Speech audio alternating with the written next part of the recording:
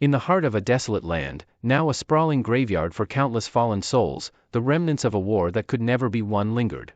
Life had been stripped away in the relentless pursuit of victory, leaving the few survivors with a single, primal desire: survival. Beyond this instinct, there seemed little reason to continue in a world so thoroughly scarred by conflict. Yet, among the survivors, one figure had endured through unimaginable hardships, emerging as the protagonist of our tale. Having faced defeat 98 times, he now approached what he believed might be the final chapter of his arduous journey. A brilliant, almost blinding light beckoned him forward as he stepped into a vast chamber, where a formidable cadre of sentinel golems awaited. As he surveyed the towering figures before him, he couldn't help but question whether this was truly his 20th mission. Behind the imposing golems, a dark tunnel stretched into the unknown, suggesting these sentinels guarded something far more significant. His resolve hardened, and with a focused determination, he summoned his weapon. A crimson scythe materialized in his grip, its blade gleaming ominously. The moment the golems caught sight of the weapon, their eyes flared with renewed intensity, as if awakening from a deep slumber. With a unified purpose, these colossal sentinels advanced, their heavy weapons poised to strike. The battle commenced as they launched their coordinated assault, aiming to crush the lone warrior. However, his agility proved to be his greatest asset, allowing him to evade their deadly blows with swift, graceful movements. This was the opportunity he had been waiting for. With unshakable determination, he invoked the insignia of death, a powerful incantation. Above the leading golem, a dark, menacing circle adorned with the symbol of a grim skull appeared, marking the sentinel with a sinister curse. Cloaked in a fiery, dark aura, our hero's speed surged beyond the golem's reach. Seizing the moment, he delivered a devastating strike. The crimson scythe carved through the guardian's massive frame, leaving a gaping wound in its wake. As he stepped back, a satisfied smile crossed his face. The plan had worked flawlessly. Insignia of death had doubled the damage of his attack, ensuring his success. But the victory was short-lived. As the first golem crumbled, the remaining sentinels surged forward, their fury unbridled. They charged at him, intent on tearing him apart, the battle far from over. He was like a mere insect before these colossal monsters, dwarfed by their towering forms. Yet, the overwhelming disparity in size did nothing to deter him. Undaunted by their intimidating presence, he launched himself into the air, summoning a technique known as the Knight of Death. This skill imbued his weapon with a sinister, dark energy specifically designed to counter the sanctity of his opponents. Slowly, the darkness spread, consuming the radiant light that once bathed the temple in a holy glow. The golems, guardians of the sacred place, were soon engulfed in the encroaching shadow, rendering them blind to their surroundings. Seizing the opportunity, the hero unleashed a cataclysmic strike, a wave of energy so powerful it could obliterate an entire horde of enemies in an instant. However, despite his calm demeanor, it quickly became evident that even this massive attack had failed to harm the guardian golems. With uncanny precision, the holy creatures retaliated, charging their arrows with the pure elements of fire and ice before launching them at the hero with deadly accuracy. Each arrow whizzed past him, narrowly missing its mark, threatening to end him with every shot. Realizing the imminent danger, the hero knew he needed to move faster to avoid the relentless barrage. Without hesitation, he leaped directly into the path of the advancing golems, meeting them head-on. His incredible speed allowed him to create afterimages that bewildered the guardians, causing them to strike at illusions rather than the real target. In a counterattack, one of the golems notched several arrows in rapid succession, firing them with such velocity that they broke the speed of light, obliterating nearly every illusion the hero had created. Despite the grave situation, the hero remained composed, even managing a taunting smile. He goaded the golems, mockingly suggesting that their efforts were far from enough to defeat him. But his confident facade quickly faded when a sudden burst of light erupted beneath him. To his shock, an unexpected magical seal on the floor had triggered a trap, summoning a massive block of ice that encased him completely, immobilizing him. His vaunted speed, which had been his greatest asset just moments before, was now utterly useless. Trapped, he fought with all his might to shatter the ice, slowly causing cracks to form.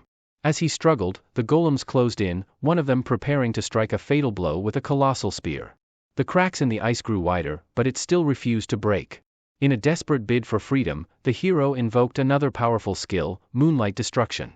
The ice surrounding him turned a deep crimson, and with a flash of brilliant red light, it shattered, releasing him from his icy prison.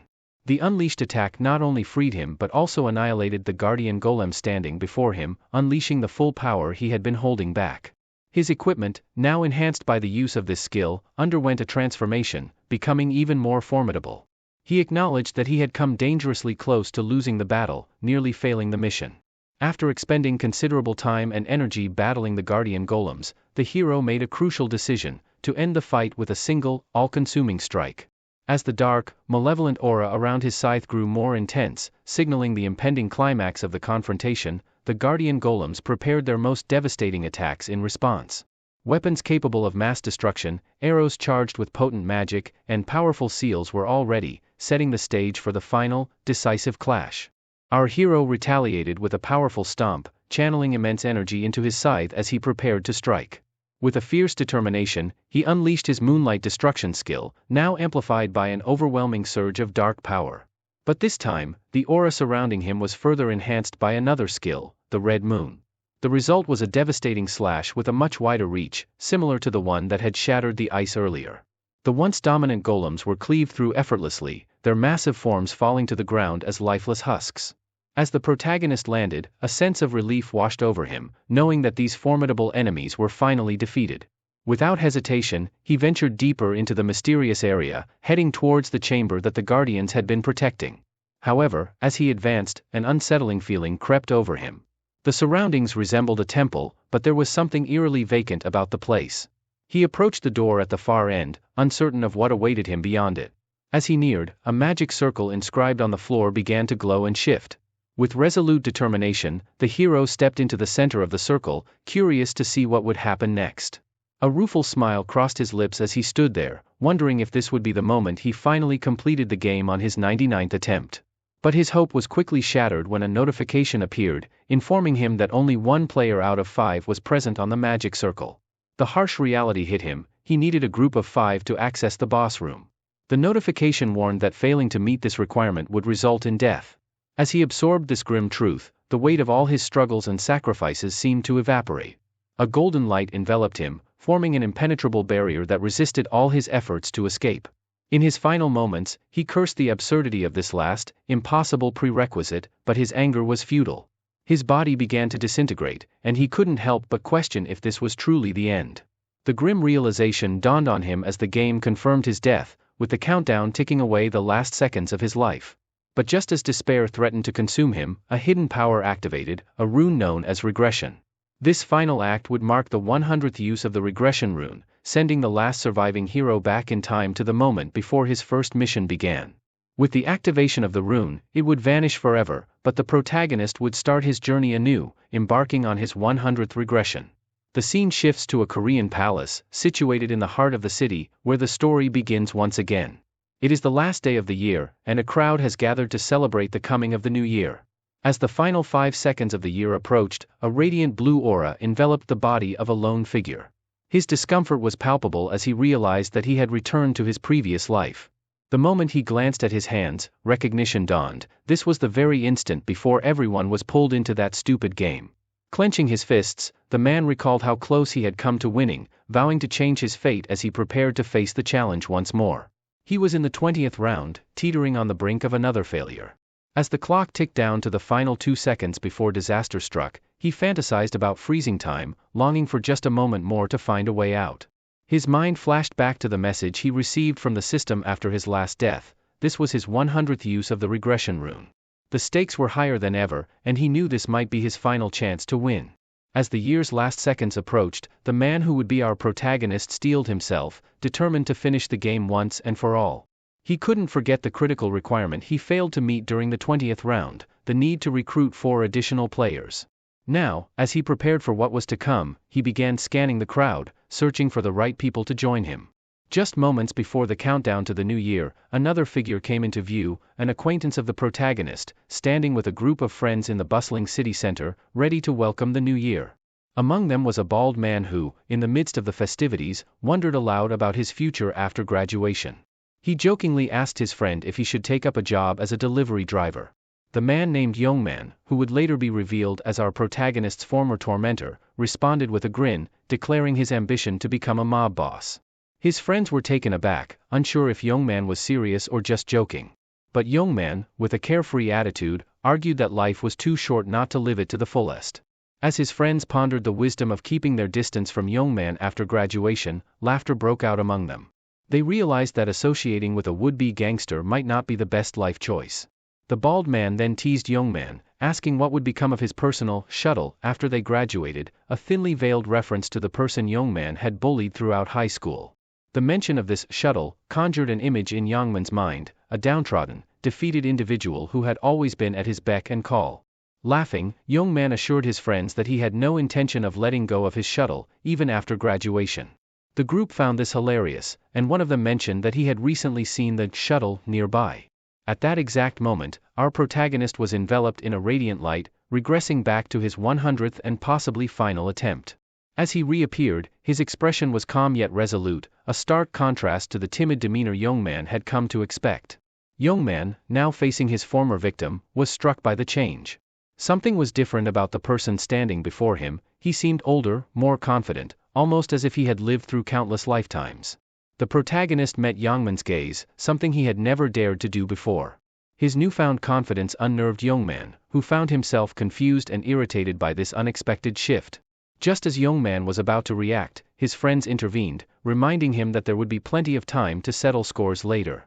After all, today marked the start of a new year. Taking their words to heart, Youngman reluctantly backed down, deciding to let the incident slide for now. The group resumed their celebration, believing themselves to be grown-ups now, and exchanged wishes for a happy new year. Meanwhile, our protagonist silently prepared for the challenges that lay ahead, knowing that this time, he was determined to change his fate. A mysterious voice suddenly echoed through the air, interrupting the celebration.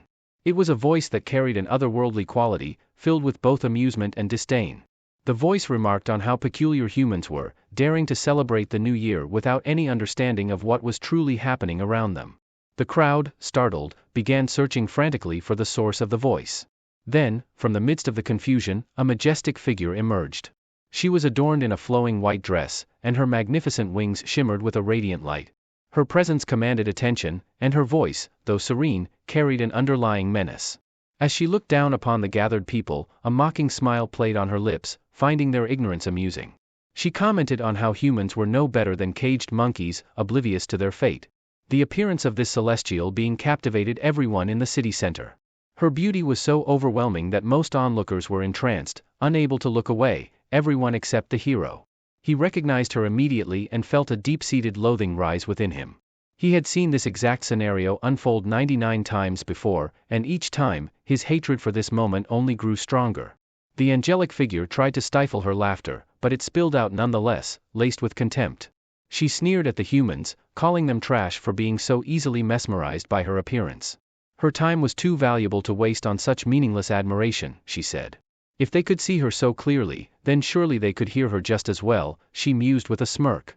One man in the crowd, fed up with her mockery, shouted at her, demanding to know who she was. He accused her of merely cosplaying as an angel. The hero remained silent, watching as the scene played out just as it had before. The angel's smile never wavered, but her demeanor darkened. Her eyes shifted to a deep, menacing red, and her voice dropped to a chilling whisper. In an instant, a blood-curdling scream pierced the air. The man who had dared to challenge her was now nothing more than a memory. Yeo Min, one of the bystanders, could only gasp in horror. The angel, her sweet voice now gone, warned the crowd with a deadly seriousness. She declared that no one was to speak to her with such disrespect again. Humans, she said, were far too insignificant to question her or act with any semblance of arrogance in her presence. Those who dared would meet the same fate as the fool who had just perished. She went on, her tone laced with condescension, explaining that humanity had fallen to a pitifully low status.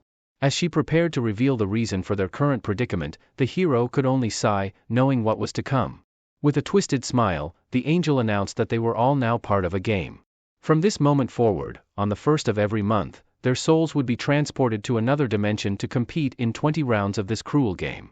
This, she declared, was the only way humans would now exist, playing her game, trapped in a cycle of survival and despair. For the next few days, they would be consumed by the tasks they were given, focusing entirely on completing each one. If they succeeded, they would be rewarded and returned to their normal lives. But confusion spread among the crowd as the angel spoke. Many believed that simply finishing the tasks would guarantee their survival, but the reality was far harsher. Even with the completion of every quest, survival was not guaranteed for everyone. The angel, noticing their naive thoughts, laughed softly, her voice tinged with amusement. She explained that only half of them would be allowed to live, reading the unspoken fears in their minds. Our hero remained calm and collected amidst the growing panic, his expression betraying no fear. It was clear to him that most of those around him were terrified, sensing that their lives were hanging by a thread. With a sinister smile, the angel assured them that not all would be taken, only a select few. The MC sighed inwardly, having heard these same words 99 times before. It was then revealed that only those between the ages of 15 and 29 would be forced to participate in this twisted game. As he listened, the hero couldn't help but reflect on how he never imagined he'd be trapped in this cycle, repeating the same game over and over. An older man in the crowd, realizing he was safe from the age requirement, smirked in relief. His smug reaction only fueled the anger of those who were not so lucky, escalating tensions.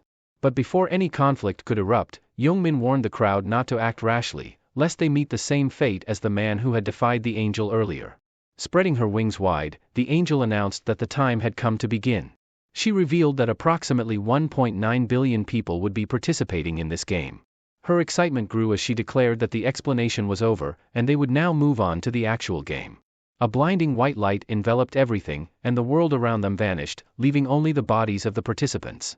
The hero was nowhere to be seen, and the angel explained that each participant had entered a space unique to them, a place visible only to the individual. She instructed them to shape their avatars in preparation for the soul transfer, much like customizing a character in a video game. This was a crucial moment, as they only had one chance to make their choices. As for the hero, he knew exactly what he would choose, having done this many times before. He began selecting the same appearance and traits he had used in his previous regressions. His in-game name, Black Scythe, just like before, the same ominous nickname. Moments after finishing the customization, the participants found themselves in a completely different setting, an open field where their avatars slowly came to life. The hero's chosen look was one he had favored time and again. His avatar now had jet black hair and piercing crimson eyes, with a taller, more imposing build than his real self. This form had become familiar to him, the embodiment of the hero he had tried to become in every cycle. This was his 100th appearance in the game. The body he now inhabited felt more like his true form, a mirror of the ones he had used in previous regressions. There was no need for him to acclimate, he knew this body as well as his own. As the avatars of the other players materialized into this new reality, many were visibly stunned by their own customizations. The MC noticed that several had designed their avatars to be strikingly attractive. But he knew all too well that this was one of the first mistakes a player could make. In this brutal world, the strong preyed on the weak, and drawing too much attention made one an easy target. The cost of such a mistake was high, death in the game meant death in real life. Just then, his gaze fixed on someone he had been anticipating, Hwang Youngmin, the high school bully who had tormented him relentlessly. As the Black Scythe, the MC felt a twinge of disappointment. He had hoped that Youngmin might show some growth in the game, but it seemed unlikely. The angel reappeared, greeting the players now that they had all been transported. She noticed how attached they seemed to their new appearances and mused aloud, her excitement barely contained, about how these pretty faces would fare when faced with true terror and despair. The humans from Seoul had been gathered here, a staggering 1.8 million participants, though some wondered why they only saw a fraction of that number. The angel laughed, delighting in the confusion.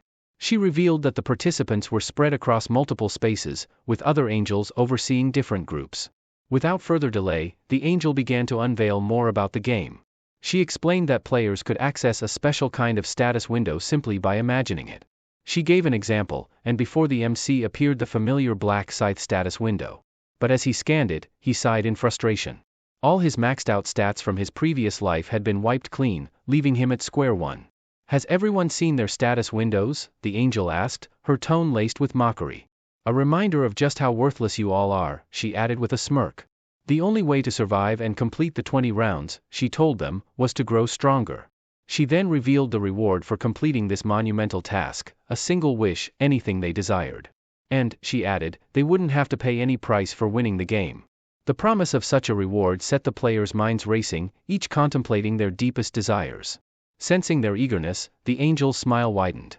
To get things started, she announced, I've prepared a little gift for each of you today. When the players checked their inventories, they discovered something unexpected, a single item had been added. It was a random rune. The angel explained that this rune could be used only once and was usable even by those who were still at level 1. For now, it was the only item they would receive. The players quickly grasped that they could consume this rune just by thinking about the word use. The first to use the rune was Yongmin, who was visibly stunned by the outcome. The angel let out another chuckle as she noticed that several players seemed displeased with the effects of their runes. With a sly grin, she remarked that fate had dealt them these hands, and they had no choice but to accept them. As the players prepared for what was to come, the angel snapped her fingers after explaining the runes. Suddenly, particles of light began to materialize around them. A notification appeared before every player, detailing their first mission. As expected, the task seemed straightforward. Each player had to kill 100 goblins. However, the stakes were high. After this round, only half of the participants would be allowed to continue. Before long, the first goblin materialized. Some players, seeing the creature, remarked that it felt like they were inside a virtual reality game. But the angel quickly warned them not to get too comfortable. With a darkening expression and a menacing aura, she announced that she had summoned not just a few goblins, but a massive horde. The air filled with beams of light as more goblins appeared, and the initial calm on the players' faces quickly turned to panic. The angel declared that 10,000 humans would face off against 50,000 goblins in a brutal fight to the death.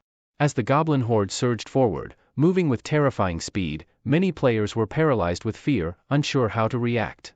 Others began to retreat, their footsteps echoing in the tense silence. But not Black Scythe. With a determined expression, he charged headlong into the fray, showing no trace of fear. The players behind him watched in disbelief, wondering what he could possibly be thinking. The goblins were heavily armed and dangerous, yet Black Scythe's calm demeanor gave way to a murderous intensity as the monsters drew nearer. He lunged at the closest goblin, delivering a powerful kick that sent the creature flying several meters away. Black Scythe knew the importance of making a strong first impression, especially in a new group. He wanted to burn the image of his strength into the minds of those around him, and taking down the first goblin was the perfect way to do it. With the goblin down, he quickly snatched the dagger from its hand, knowing there was something even more important he needed to acquire. In his mind, it was crucial to demonstrate his power early on, to keep the other players from underestimating him or becoming a nuisance. The angel overseeing their group watched with growing interest, clearly amused by Black Scythe's display of skill. Realizing that all eyes were on him, Black Scythe knew he had to keep up the act. In a flash, he slashed through 2 more goblins that rushed him, leaving the onlookers in awe of his prowess. Other players began to wonder if Black Scythe was some kind of secret agent. His impressive nickname only added to their curiosity. They figured that perhaps the goblins were just the weakest enemies, given how easily Black Scythe had taken them down. A few of the more confident players even started to believe they could handle these monsters just as effortlessly. However, their overconfidence was short-lived. One player, who had let his guard down, was caught off guard by a goblin. The so-called weakest monster took him down with a single blow, shattering any illusions of an easy victory. Reality set in hard, and the group quickly realized that they were in serious danger. Panic spread as they witnessed the goblin killing the player, and soon, everyone was fleeing for their lives. Black Scythe observed the chaos unfolding around him. He recognized this as one of the many brutal lessons of the game, what he called the greetings of Inferno. By now, it was clear to everyone that this was no mere game. Survival had become the only thing on their minds. The humans who once sat comfortably at the top of the food chain were now the hunted. As panic set in, people began to run aimlessly, driven by the instinct to survive. Black Scythe recalled making the same mistake during his first playthrough, only realizing the harsh truth after his second regression: no matter how fast one ran, there was no escape from this dimension. One woman, in particular, came to a halt as she realized she was trapped by an invisible barrier, preventing any escape from the goblins. This situation served as a stark wake-up call for the modern humans, whose lives had been made easy by technology. The natural instinct to kill for survival had long been dormant in most of them, making it difficult for some to take their first life in the game. But hesitation could be deadly, as any moment of doubt could give the monsters the opening they needed to strike back. As the battle continued, some players managed to push past their limits, but the situation remained grim. The angel overseeing the scene found it all highly amusing. She remarked that despite goblins being only slightly larger than children, the players were struggling to defeat them, especially since the goblins attacked in groups and wielded daggers. Yet, amidst the chaos, one person caught the angel's attention: Black Scythe. She couldn't understand why this human was so different from the others. When she checked his progress, she discovered that he had already slain 70 goblins. The angel grew irritated, as the system only allowed her to see the number of goblins he had killed and nothing more. But she decided to brush it off, feeling that someone of her noble stature had no reason to concern herself with mere mortals. The battle raged on, and each time a player defeated a goblin, they earned experience points and gold, which would eventually help them level up.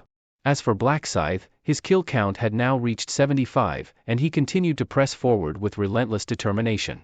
Black Scythe continued to display his remarkable skills, effortlessly dodging every weapon the goblins hurled at him.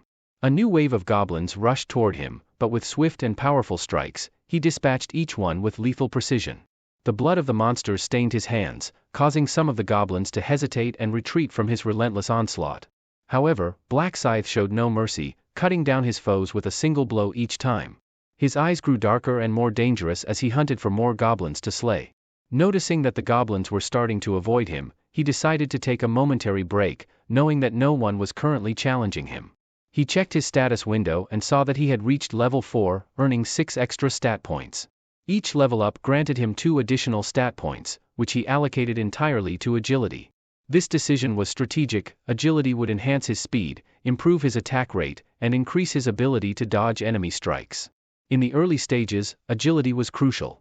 Black Scythe realized that with his rapid progress, the angel would undoubtedly take notice of him soon. He began to strategize the best way to complete the first mission. Suddenly, a circling dagger struck one of the goblins.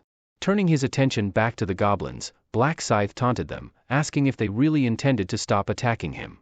Despite his provocation, the goblins remained where they were, unimpressed. Sighing in frustration, Black Scythe knew he had no choice but to press on. In a flash, he vanished from his spot and reappeared across the group of goblins, retrieving the dagger he had thrown. The goblins took several seconds to comprehend what had just happened. But before they could react, Black Scythe unleashed a devastating round slash, cutting the entire group in half. With the goblins defeated, he leveled up again, and the system notified him that he had fulfilled the requirements for the first mission. A scythe of dark light enveloped him, signaling the completion of the task. Black Scythe mused that the first round had always been like this, straightforward but demanding. He knew he needed to push himself just a bit more to catch the angel's attention. The system congratulated him for being the first person to finish the quest in their designated zone and for securing the top spot in all zones. It took him a total of 10 minutes and 21 seconds to complete the task. With a satisfied grin, he relished in the achievement of securing rank 1 yet again. The significance of this accomplishment would become evident soon, as the top 3 players in each mission were awarded special prizes. For finishing first in his designated zone, he received a rare weapon selection coupon, the lowest rank of its kind. Moreover, for ranking first across all zones, he was granted a unique reward selection box, items that would undoubtedly provide a significant edge over the other players. Black Scythe decided to use the weapon coupon first. The system presented him with a list of rare weapons to choose from.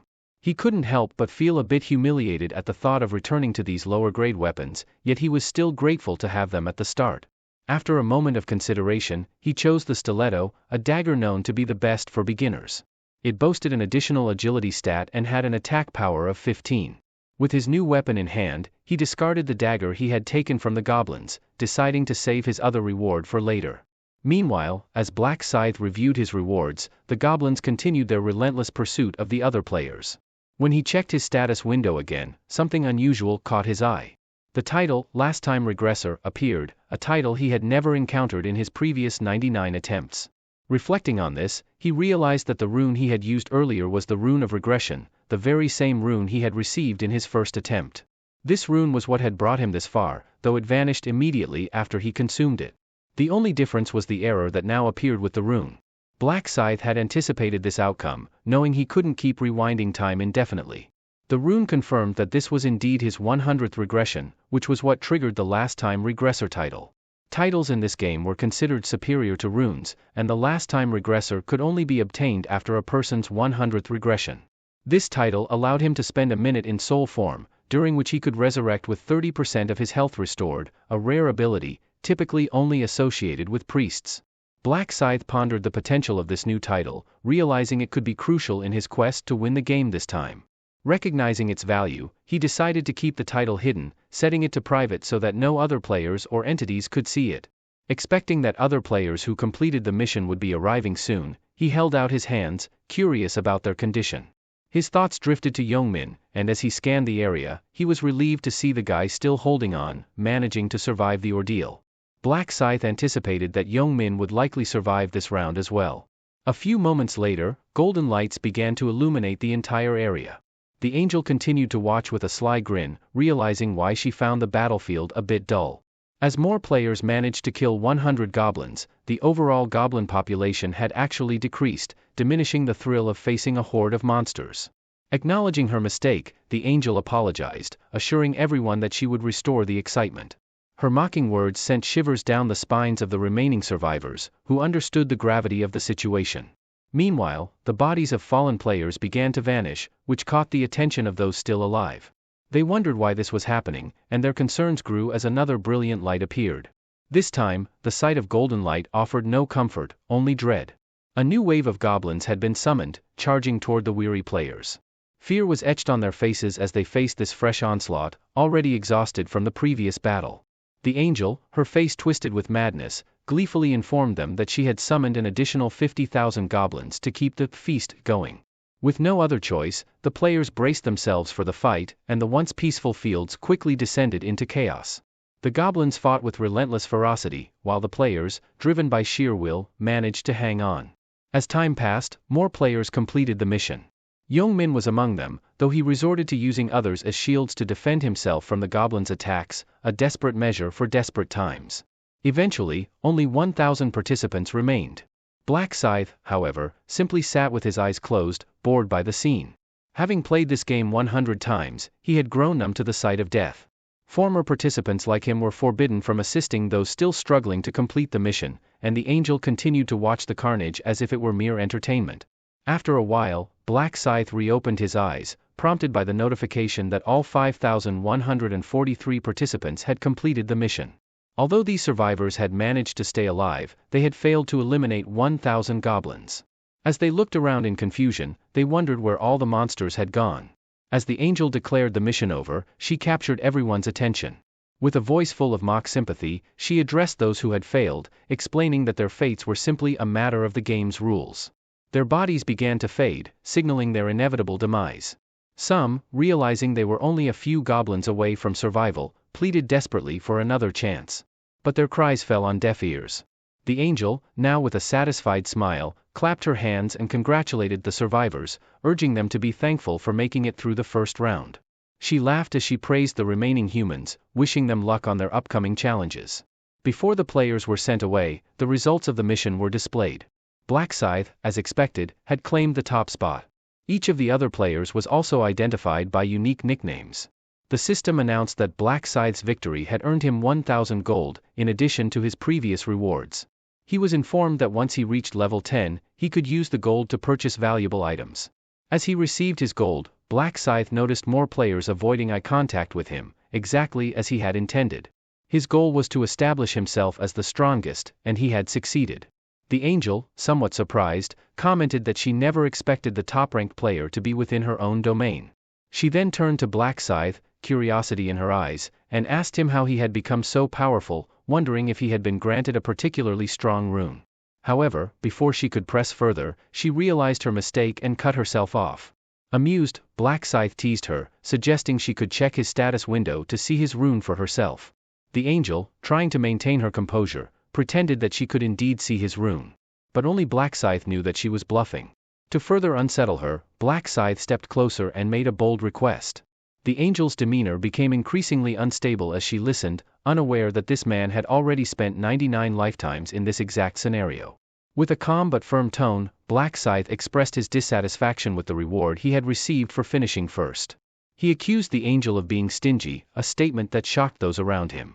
They couldn't believe someone would dare to demand more from such a ruthless entity. As expected, the angel's mood darkened, and she questioned him sharply about his audacity. But Black Scythe remained unfazed, repeating his request without hesitation. His unwavering confidence left the others in awe, realizing that this was no ordinary player. He desired greater rewards. The angel's irritation with Black Scythe's audacity was growing, but they locked eyes in a tense standoff. In the back of everyone's minds, unease was creeping in. The angel wondered if his victory in the mission had made this human arrogant enough to think he could look down on her. The notion that a mere human would dare to make demands of her was incomprehensible. Raising her hand, she prepared to strike him down, but hesitated as she realized she had already used that power and couldn't kill him. As she glared at Black Scythe, another idea occurred to her, something that should be enough to deal with him. She echoed his demands, slowly moving towards him. For the first time, she descended to walk on the earth, a rare gesture for someone of her stature. She clarified that normally, such requests would be rejected outright, but she hinted that she might consider it, privately. This offer meant they would speak away from the others, who were left watching in awe. Some of the remaining players admired Black Scythe as they moved away, intrigued by what kind of rewards he might receive next. Among them was Youngmin, who watched MC's back with a puzzled expression, unsure of what he was missing. Black Scythe noticed the glance and returned it, leaving Youngmin more confused than before. With a slight smile, Black Scythe continued walking. By now, they had distanced themselves from the other players, venturing deep into the forest. The angel, growing impatient, ordered Black Scythe to come closer. Inwardly, she mocked humanity, thinking they needed to be punished to understand their place. She considered them foolish and greedy, and as she walked, she rationalized that the rewards were beyond her control. However, she was determined to discipline Black Scythe for what she saw as his excessive greed. She led him to a secluded spot behind a large rock, an area where the system couldn't track them. Once they arrived, her true intent surfaced: she wanted to kill him. She knew there would be consequences if the authorities discovered she had killed a player for personal reasons, but her irritation overrode her caution. The angel had planned this meticulously, ensuring there would be no witnesses to what she was about to do, believing it to be the perfect plan. The angel's grin twisted into a maniacal smile, convinced that this human should have just stayed silent. She turned to face Black Scythe, asking what kind of rewards he was hoping to receive. But before she could react, she was met with a swift fist aimed directly at her face. The punch landed with a satisfying impact. In that moment, the so-called holy being was reduced to something far less formidable. Her expression darkened as she realized that she wasn't as invincible as she believed. Seeing the golden blood oozing from her wound, she was shocked that anyone dared to strike her. She quickly turned to flee, but when she looked back, Black Scythe had vanished from sight. Her heart raced in panic. Suddenly, she felt a sharp tug as Black Scythe reappeared and grabbed one of her wings. Fear surged through her as she realized what was coming. She cried out, demanding to know what he planned to do and begging him to stop. But Black Scythe was merciless. He snapped the wing as if it were nothing, showing no concern for her pleas. The angel screamed in agony, nearly losing consciousness as golden blood sprayed from the torn wing. Our protagonist looked at her coldly, telling her to stop whining. He then seized her other wing, ripping it apart with the same ruthless efficiency. As the final wing was destroyed, Black Scythe remarked that she wouldn't be able to run anymore. He then asked her if she was in pain. Her answer was an obvious yes. She felt as if she had lost a part of herself. Black Scythe then revealed that if her plan had succeeded, she would have been the one asking these questions, laughing at his suffering. The angel, desperate, tried to deny his accusations, insisting that he had lost his mind. But Black Scythe exposed a hidden dagger that had been concealed beneath her wings, confirming her true intentions. The angel fell silent, knowing she had been caught. Still, she attempted to talk her way out of the situation, but Black Scythe simply smiled and told her that her face had already betrayed her lies. He then called her by the name Beryl, which caught her off guard. She stared at him in confusion, asking how he knew her name. But Black Scythe merely smirked, dismissing her question. He pulled out his newly acquired dagger from his inventory, and Beryl's face twisted in panic. Her eyes widened as she demanded to know why he'd drawn his weapon. Desperation laced her voice as she threatened to obliterate him with a snap of her fingers, claiming she could end him in an instant. However, Black Scythe knew better. He was well aware that Beryl had already expended her power earlier, rendering her threat empty. This knowledge bolstered his confidence, leaving Beryl with no options. Clenching her teeth in frustration, she tried one last time to bargain for her life. She warned him that if he killed her, other angels would hunt him down for revenge. But Black Scythe wasn't fooled. He knew that angels were self-centered and indifferent to the fate of others, even their own kind. Realizing her threats were useless, Beryl switched tactics, pleading for her life. She insisted that sparing her wouldn't cost him anything, and that killing her wouldn't bring him any real benefit. She even tried to tempt him with the promise of valuable information that could help him succeed in future missions. But Black Scythe had already lived through this scenario 99 times before. He knew all the tricks and traps by heart. If he really needed information, he could have just tortured it out of her. Without hesitation, Black Scythe drove the dagger into Beryl's chest. The angel gasped in shock, realizing too late that she had underestimated her opponent. As the dagger was pulled from her chest, she collapsed to the ground, lifeless. A system notification flashed before Black Scythe's eyes, congratulating him for being the first player to defeat an angel. The title Angel Slayer was bestowed upon him, and 2 items materialized in his hands. One of these items was a vial labeled Angel's Blood, while the other was a crimson rune known as the Rune of the Slaughterer. Without wasting a moment, Black Scythe activated the rune, feeling its power etch itself into his body. The Angel Slayer title doubled all his stats, a reward that far exceeded his expectations. He recalled that during his 13th regression, he had first discovered the rewards for killing angels, knowledge that had served him well. The Rune of the Slaughterer had a unique effect. With each kill, it would boost all his stats by 1%, up to a maximum of 100%.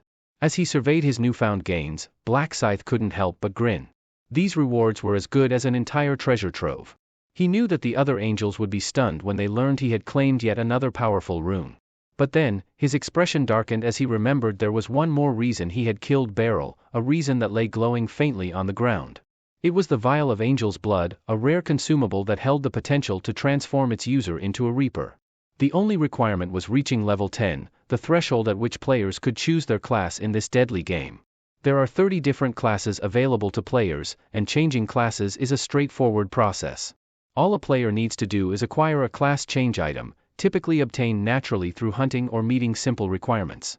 However, special classes, which are available only under specific circumstances and to a single player, are exceptions to this rule. The Angel's Blood, which transforms a player into a Reaper, is a prime example of such a special class. Special classes operate on a completely different level from standard ones, offering extra stats, unique progression runes, skill combinations, and numerous other benefits. Although the first mission was still incomplete, Black Scythe felt a deep sense of relief, knowing that he had secured these powerful rewards. He opened his status window using the special prize he received for being ranked first in his zone. Among the options available, he only needed to choose the one that would enable him to reach level 10 as quickly as possible, allowing him to switch classes. The experience buff, which offered triple experience points, was the clear choice. This bonus would automatically take effect in the second mission. Things were finally falling into place for him. As Black Scythe glanced down at the fallen angel, he realized that this might be his last chance to win the game.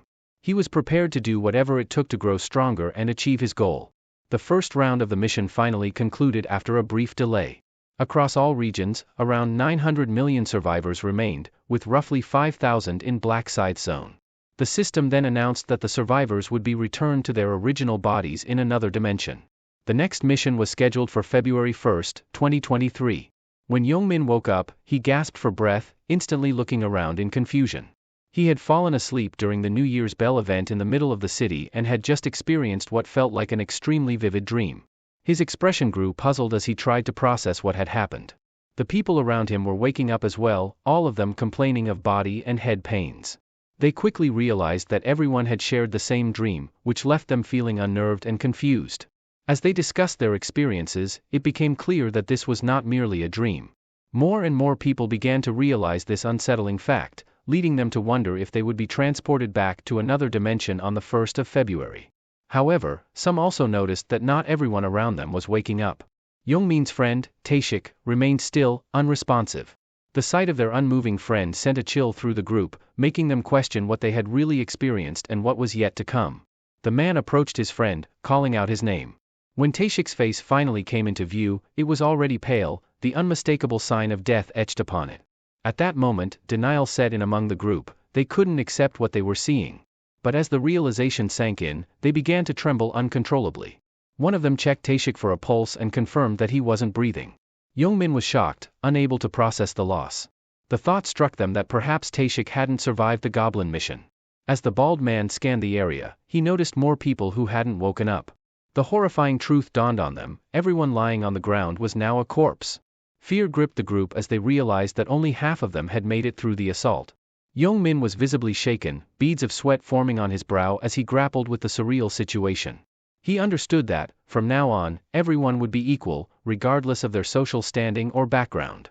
The game had erased the distinctions that once defined their lives, leaving no room for complaints about life's unfairness. Youngmin tried to comfort his friends, telling them that their only task was to survive each mission. He reasoned that since they had all gone through the same ordeal, there was no need to feel so disturbed by it.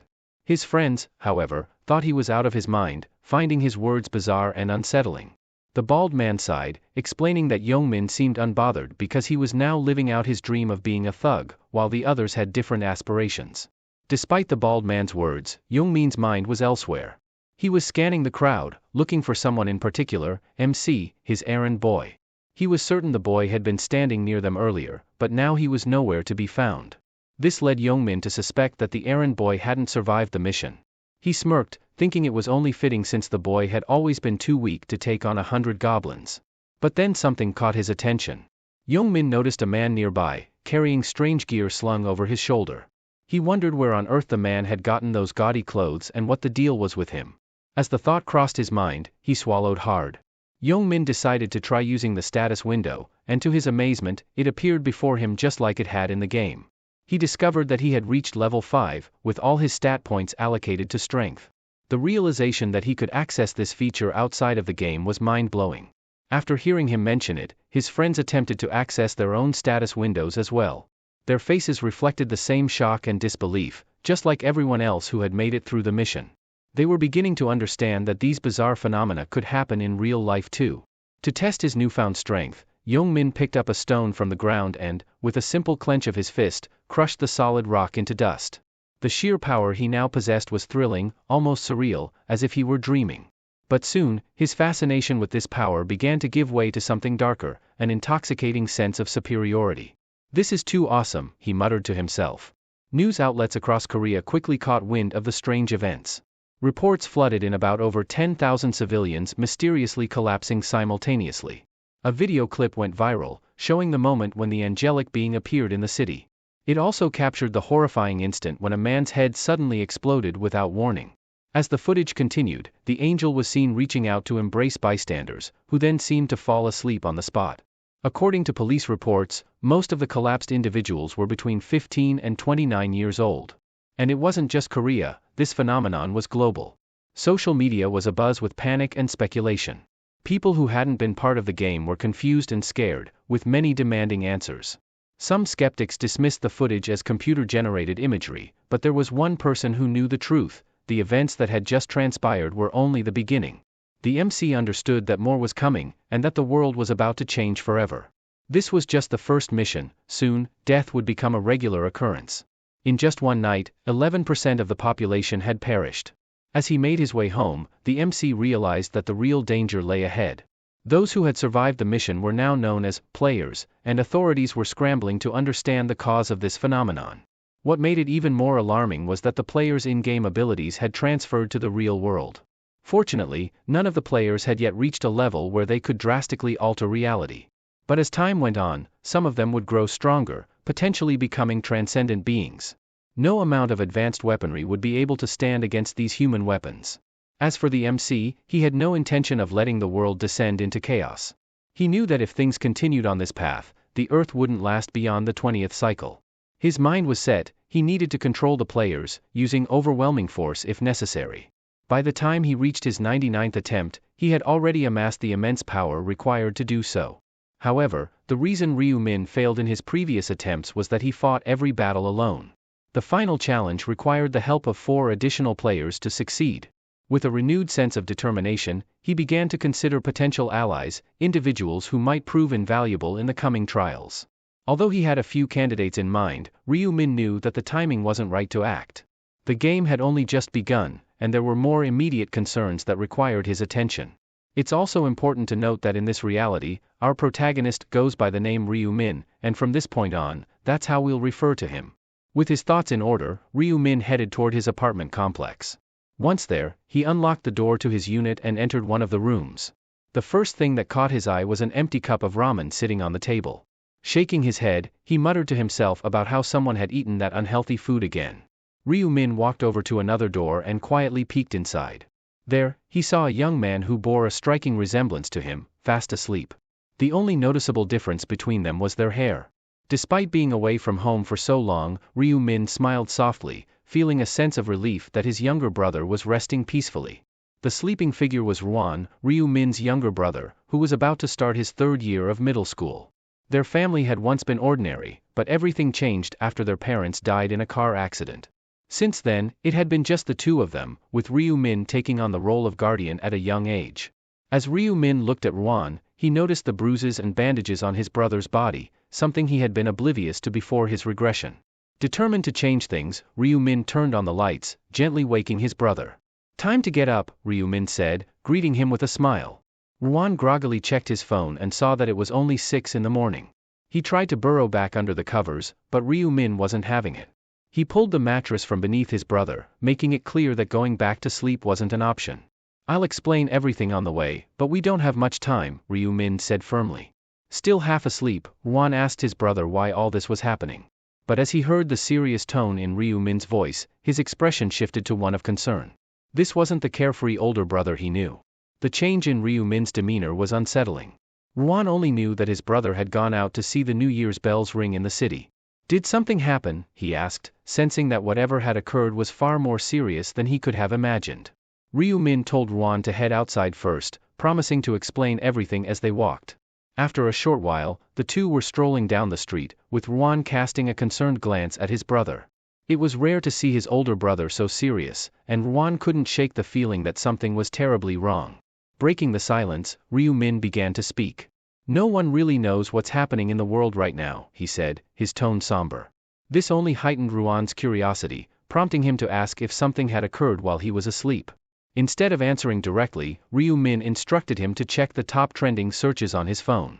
Ruan quickly pulled out his phone, following his brother's suggestion. As he read through the articles, he saw shocking reports about people being taken to another world by a mysterious angelic figure. However, Ryu Min corrected him. Their souls were taken, he clarified. Ruan was stunned to learn that his brother had been one of the people taken, and even more shocked to find out that the only reason Ryu Min had survived was because he had killed 100 goblins. Worried, Ruan started to ask how his brother was doing, but Ryu Min cut him off, telling him not to worry. "But how can I not worry about you?" Ruan exclaimed, his voice filled with emotion. Since their parents had died, his brother was all he had left. Ryu Min had taken on the role of caregiver, shouldering the responsibility for both of them even while they were still grieving. To Ruan, his older brother had always been a source of strength, mentally and emotionally. But the idea that Ryu Min had killed 100 goblins seemed impossible. How could the brother he knew be capable of such a thing? Sensing his brother's doubts, Ryu Min interrupted his thoughts. He explained that the game they were thrust into had a system of stats that could enhance a person's abilities. "That's how I gained the strength I needed to complete the mission," he said. Ryu Min then added that Ruan would understand everything once he saw what Ryu Min could do later. Despite Ryu Min's assurances, Ruan couldn't shake the concern that gnawed at him. The world had changed, and so had his brother. But how much, he wondered, had Ryu Min truly changed? Ruan suddenly stopped in his tracks, refusing to take another step until Ryu Min revealed where they were heading. His voice tinged with desperation, he insisted on knowing their destination before going any further. As he stood there, the bruises hidden beneath his bandages became more visible, a stark reminder of his recent struggles. Ryu Min's expression remained blank as he recalled a painful memory from the past. After a brief pause, he spoke a name, Bang Taeju. The mention of this name sent a jolt of fear through Ruan, his eyes widening in shock. He hadn't expected his brother to know about Bang Taeju, the notorious bully in his class who had been tormenting him. Turning to face his younger brother, Ryu Min calmly stated that they were heading to Bang Taeju's hideout. It was the place where the head delinquent of Ruan's class was hiding out, and it was also where Ryu Min had finally admitted to himself that he knew Ruan was being bullied. Ruan's alarm grew. He had gone to great lengths to keep this secret from his brother, hoping to shield him from further stress during an already difficult time. But Ryu Min wasn't ignorant of the situation. He had been carrying the guilt of not knowing sooner, of being too absorbed in his own struggles, balancing school, work, and the pressures of life. It wasn't until after his first battle with the goblins that he learned the truth. That day, he had slept for hours, exhausted from the fight, while Ruan slipped out of the house. When Ryu Min finally awoke, he found his phone flooded with missed calls. Reluctantly, he answered, and the voice on the other end told him to rush to the hospital. The shock hit him hard when he learned that Ruan had been involved in an incident.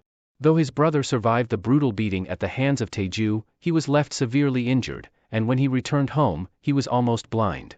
That day, Ryu Min was consumed with guilt, blaming himself for being too weak and helpless to protect the only family he had left. But since his regression, he had vowed to change Ruan's fate, to ensure that in every timeline, his brother would be safe. He swore that no one would ever harm Ruan again. Meanwhile, in an abandoned factory near their neighborhood, a different scene was unfolding. A blonde-haired thug was berating three trembling individuals in front of him.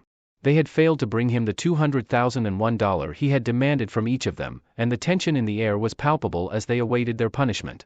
The battered trio lacked the strength to voice their excuses, their bodies racked with pain from the beating. Taeju, undeterred, continued his assault, showing no signs of letting up. A few others stood by, simply watching as their friend taught a lesson. They knew Taeju's reputation all too well. He was notorious for his ruthlessness. Even the older students at school were wary of crossing him, and they had no desire to provoke his wrath. These guys are worthless, Taeju sneered, frustrated by their failure to meet his demands. He had been counting on the money to buy the motorcycle he had been eyeing for weeks. Turning his attention to the others, he demanded to know if they had any ideas on how to come up with the cash. The three standing by exchanged nervous glances, racking their brains for a solution. But thinking of a quick and easy way to make money wasn't simple, and they struggled to come up with anything worthwhile. Then, one of them had a sudden idea. He suggested Taeju try hitting up his personal errand boy, Ryuan, for some cash. Taeju's face lit up at the mention of the tall, curly-haired boy. He had already been planning to contact Ryuan, figuring he could squeeze some money out of him while spending the new year together. The others chuckled, encouraging Taeju to just rob Ryuan outright. But Taeju shook his head, revealing that Ryuan was practically penniless. Even if he beat him up, Ryuan wouldn't be able to bring him much money. His house looks like it's about to fall apart, Taeju added, his voice dripping with disdain. Hearing this, the others felt a twinge of pity for Ryuan. They knew he had no parents and that he lived with his older brother, the only family he had left. But their thoughts were interrupted when Taeju suddenly stopped talking, his gaze fixed on something in the distance. Ryuan and Ryu-min had finally arrived at the abandoned warehouse. Seeing Ryuan, Taeju's initial confidence returned, thinking that with Ryuan around, there was nothing to worry about. A sly smile spread across his face as he approached Ryuan, saying, "We were just talking about you." But the moment he noticed Ryu-min standing beside Ryuan, Taeju's demeanor shifted. He tried to intimidate Ryuan, but the presence of Ryu-min made him falter. Apologizing quickly, he turned to Ryu-min, eyeing him with suspicion. Something about Ryu-min's face bothered him, though he couldn't quite put his finger on it. Taeju turned to Ryuan, his gaze sharp, and asked who the newcomer was. Ryuan hesitated, fear evident in his eyes, and couldn't muster a reply. Sensing his brother's discomfort, Ryu-min stepped in, introducing himself as Ryuan's elder brother. Taeju's expression darkened at the revelation, clearly annoyed. He had made it very clear to Ryuan that betrayal wouldn't be tolerated, and now it seemed like Ryuan had brought someone else into their business. Irritated, Taeju warned Ryu-min that he was about to teach him a lesson as well. He gave a nod to one of his henchmen, signaling them to move in. The three thugs approached Ryu-min, smirking as they sized him up. One of them even mocked Ryu-min for being shorter than his younger brother. But their laughter quickly died down when the first thug got close enough and was met with a powerful punch from Ryu-min. The thug dropped instantly, leaving his companions in shock. One of the others rushed forward, eager to avenge his fallen friend. But before he could even launch an attack, Ryu-min countered with a precise strike, sending the thug flying into a stack of metal drums. The final thug, undeterred, also tried his luck, only to be floored by a swift blow to the face. Now, all three of Taeju's lackeys were sprawled on the ground, struggling to get up. Despite the situation, Taeju maintained his menacing grin. He muttered that the display was impressive, assuming Ryu-min had picked up some boxing skills. However, he doubted those skills would be enough to take him down. Taeju moved closer, sarcastically complimenting Ryu-min on his boxing techniques, but also pointed out that he seemed to forget how crucial physical strength was in a fight. Ryu-min only smiled, knowing Taeju was still clueless about the recent global changes. Taeju, sensing something off, asked what Ryu-min found so amusing. But when Ryu-min just chuckled dismissively, Taeju's anger flared. Frustrated by the lack of respect, Taeju lunged at Ryu-min, throwing a punch. Unfortunately for Taeju, his standard attacks were no match for Ryu-min, who had gained abilities far beyond those of an ordinary person. Taeju kept swinging, his frustration mounting as none of his punches connected. The more he tried, the angrier he became, realizing he was completely outmatched. Taeju's vision was starting to blur from exhaustion, and with each swing, he missed his target entirely. He couldn't understand why his punches weren't landing. Meanwhile, Ryu-min calmly gathered a blue aura around his fist, remarking that if Taeju had been paying attention to the news, he wouldn't have dared to challenge him. Before Taeju could react, Ryu-min's fist connected with his face, sending the bulky man stumbling back several meters. Despite his size, Taeju managed to stay on his feet, though it was clear the hit had rattled him. Furious, he charged at Ryu Min, intent on landing a counterattack, but his fist found only empty air. Confused, Taeju scanned the area, only to be blindsided by another powerful punch that lit up the side of his face. Unable to comprehend what was happening, Taeju stubbornly insisted that Ryu Min was no match for him, even as he spat out blood and felt a tooth come loose. Enraged, he screamed that he would make sure Ryu Min paid with his life. He swung again, but Ryu Min effortlessly dodged, grabbing Taeju's arm and twisting it aside, throwing him off balance and leaving him open to another barrage of blows. The other guys, who had been beaten down by Taeju earlier, watched in disbelief as their leader was systematically dismantled. Taeju couldn't help but notice the self-satisfied expression on Ryu Min's face, and it only fueled his desire to land at least one solid hit. Desperate, he lunged at Ryu Min again, but before he could connect, a powerful kick sent him flying into a nearby wall. Taeju was done. He didn't have the stamina to continue, nor could he withstand the relentless attacks any longer. As he struggled to get back up, Ryu Min taunted him, raising an eyebrow and asking if Taeju was mad at him. In that moment, Ryu Min was reminded of the day his younger brother had gone blind, a memory that haunted him through every regression. It was a moment that solidified his resolve, and he wasn't about to let anyone, especially not someone like Taeju, stand in his way. As the situation intensified, the hefty figure pleaded with Ryu Min to stay away, shielding his neck from what he feared would be another brutal kick. However, when Ryu Min simply grasped his hand instead of striking, Taeju was momentarily confused. Despite the fear evident in Taeju's eyes, Ryu Min grinned, his expression cold and unforgiving. With a chilling calmness, Ryu Min reminded Taeju why he should never have meddled with his younger brother. The realization hit like a wave of pain, causing Taeju to cry out in agony. His fingers, now broken, throbbed with an intensity that took a few seconds to fully register in his mind. As Taeju continued to wail, clutching his shattered fingers, Ryu Min mercilessly grabbed his other hand. Fear overtook Taeju as he frantically pleaded for mercy, but his cries only intensified as more of his fingers were broken. The sight was too much for Taeju's lackeys, who quickly fled, knowing that staying would only put them in greater danger. Even Ryu Min's younger brother, Ro-won, couldn't bear to watch what was happening and turned away. Ryu Min delivered one final warning to Taeju, making it clear that messing with his younger brother would never be tolerated again. For Taeju, this punishment was more than enough to make him reconsider every choice he had made in his life up to that point. The eerie smile that lingered on Ryu Min's face as he confirmed the broken fingers sent a shiver down Taeju's spine. But Ryu Min wasn't done. He grabbed Taeju's other arm and snapped it as well, ensuring there would be no thoughts of revenge. A scream echoed through the neighborhood, marking the end of the brutal encounter. With the ordeal over, the two brothers walked away as if nothing had happened. Ro-won, still in shock, asked how his older brother had managed to do all of that. He speculated that Ryu Min might have learned martial arts or something similar. But Ryu Min dismissed the idea, instead attributing his abilities to his transformation into a player. He explained that players could use their stats to enhance their real-world skills, and to prove it, Ro-won tried to summon the weapon he had received in a previous round. Slowly, a brilliant golden light began to form, and to his surprise, a dark, sharp dagger appeared. Ro-won stared in disbelief before grinning at the realization that this was indeed possible. Ryu Min then explained that all players could summon their weapons in this way. It was at that moment that Ro-won understood the true source of his brother's incredible speed. Dodging all those attacks had been effortless because Ryu Min's dexterity stat was around 11, a number far above the average person's 3, and even higher than an athlete's 10. When Ro-won asked what would happen if his brother leveled up further, Ryu Min pretended to be clueless, brushing it off as if he was still far from that stage. In reality, he was deliberately withholding information, unwilling to reveal the truth due to the traumatic experiences of his past life. During his 11th regression, Ryu Min had confessed to Ro-won that he was a regressor, but that revelation had put his younger brother in grave danger. Ro-won was kidnapped by other players who sought to use him as leverage against Ryu Min. Though Ryu Min had managed to save him at that time, he vowed never to let Ro-won endure such trauma again. As Ro-won studied his brother, he realized that he needed to be better prepared to protect him from other players. To lighten the mood, he suggested they grab breakfast at the convenience store. Ryu Min agreed, and they made their way to the QS24 store. While Ro-won headed toward the cup noodles, Ryu Min went to the ATM to withdraw some cash.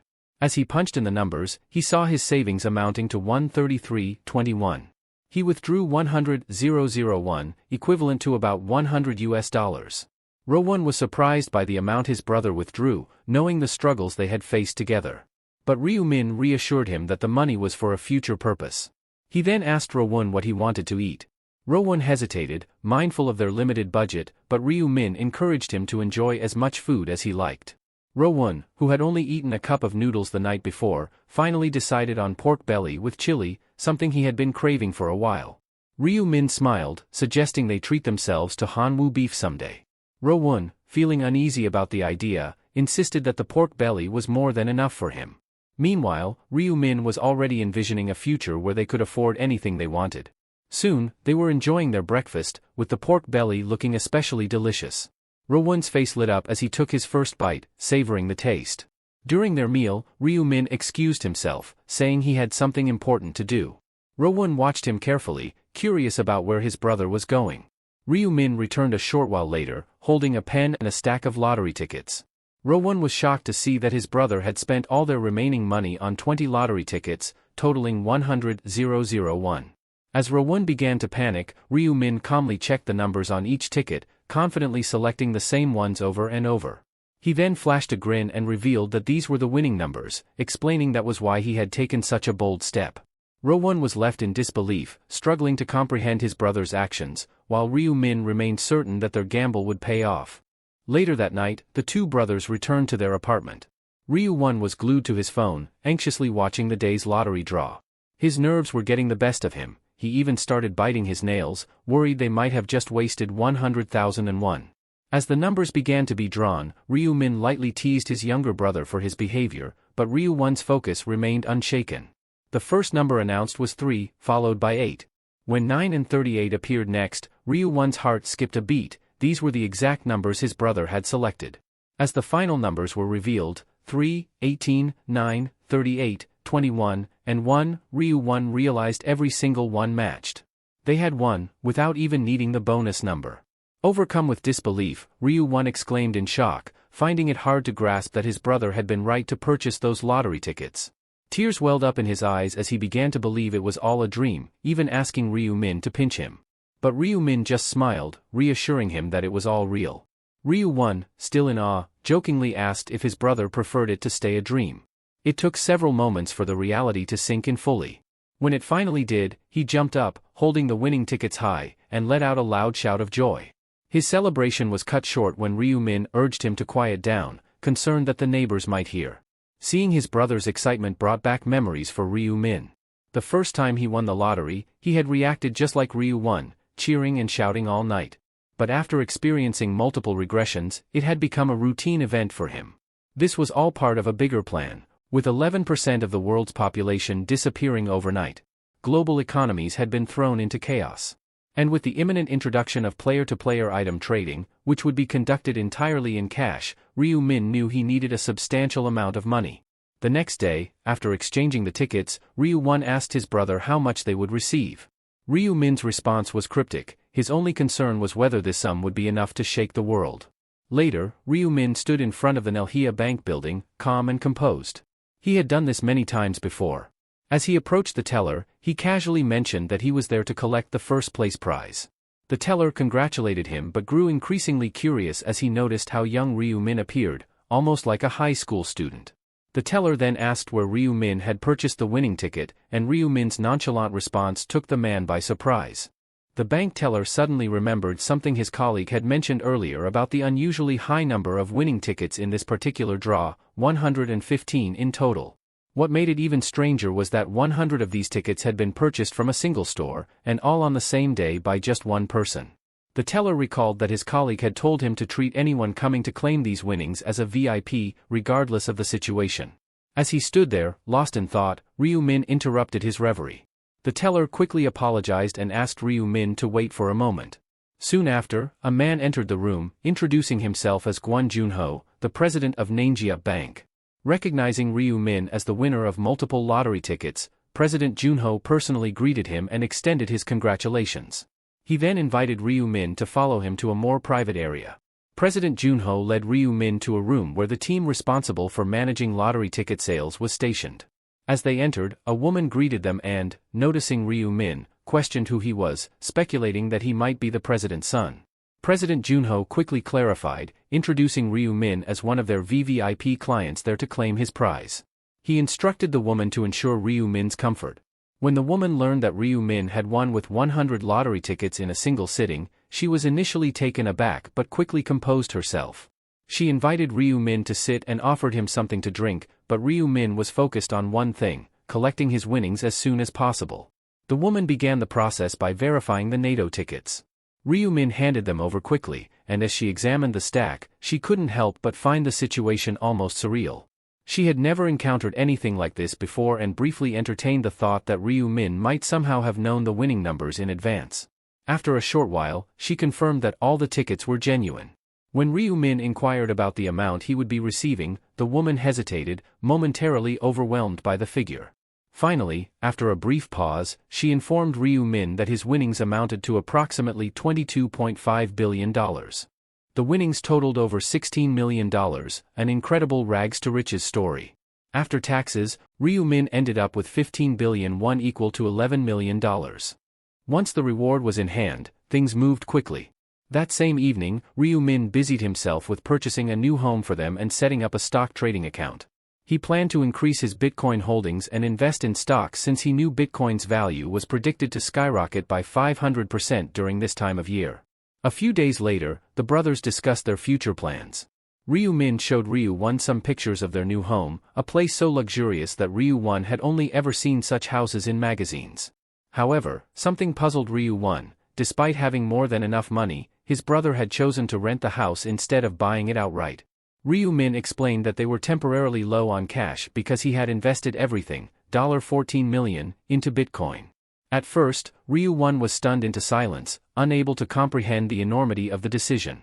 But Ryu Min, confident in his knowledge of future events, assured his brother that this was the right move. He even had a backup plan in case things went wrong, revealing that he still remembered 4 sets of winning lottery numbers from a dream. If necessary, he could simply buy more tickets. Ryu Won's eyes widened in disbelief. He had only seen people dream about winning numbers on TV and had never taken them seriously. He shook his brother, urging him not to forget those numbers.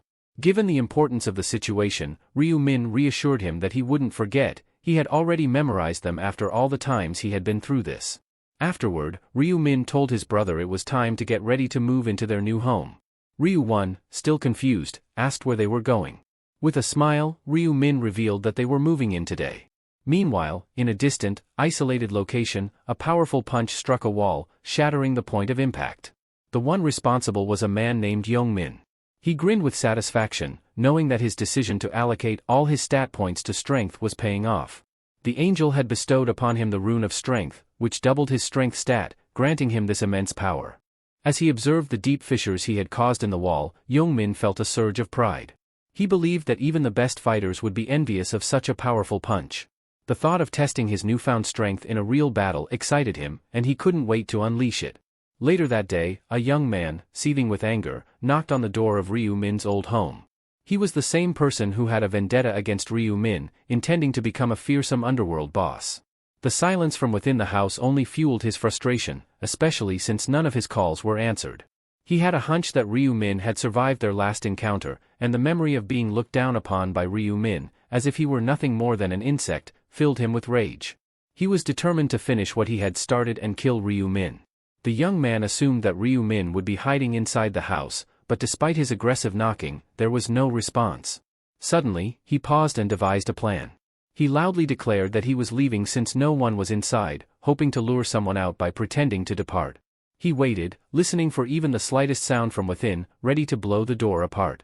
However, before he could act, an elderly man approached and asked what he was doing in front of his neighbor's door. The young man, annoyed, asked why the old man cared.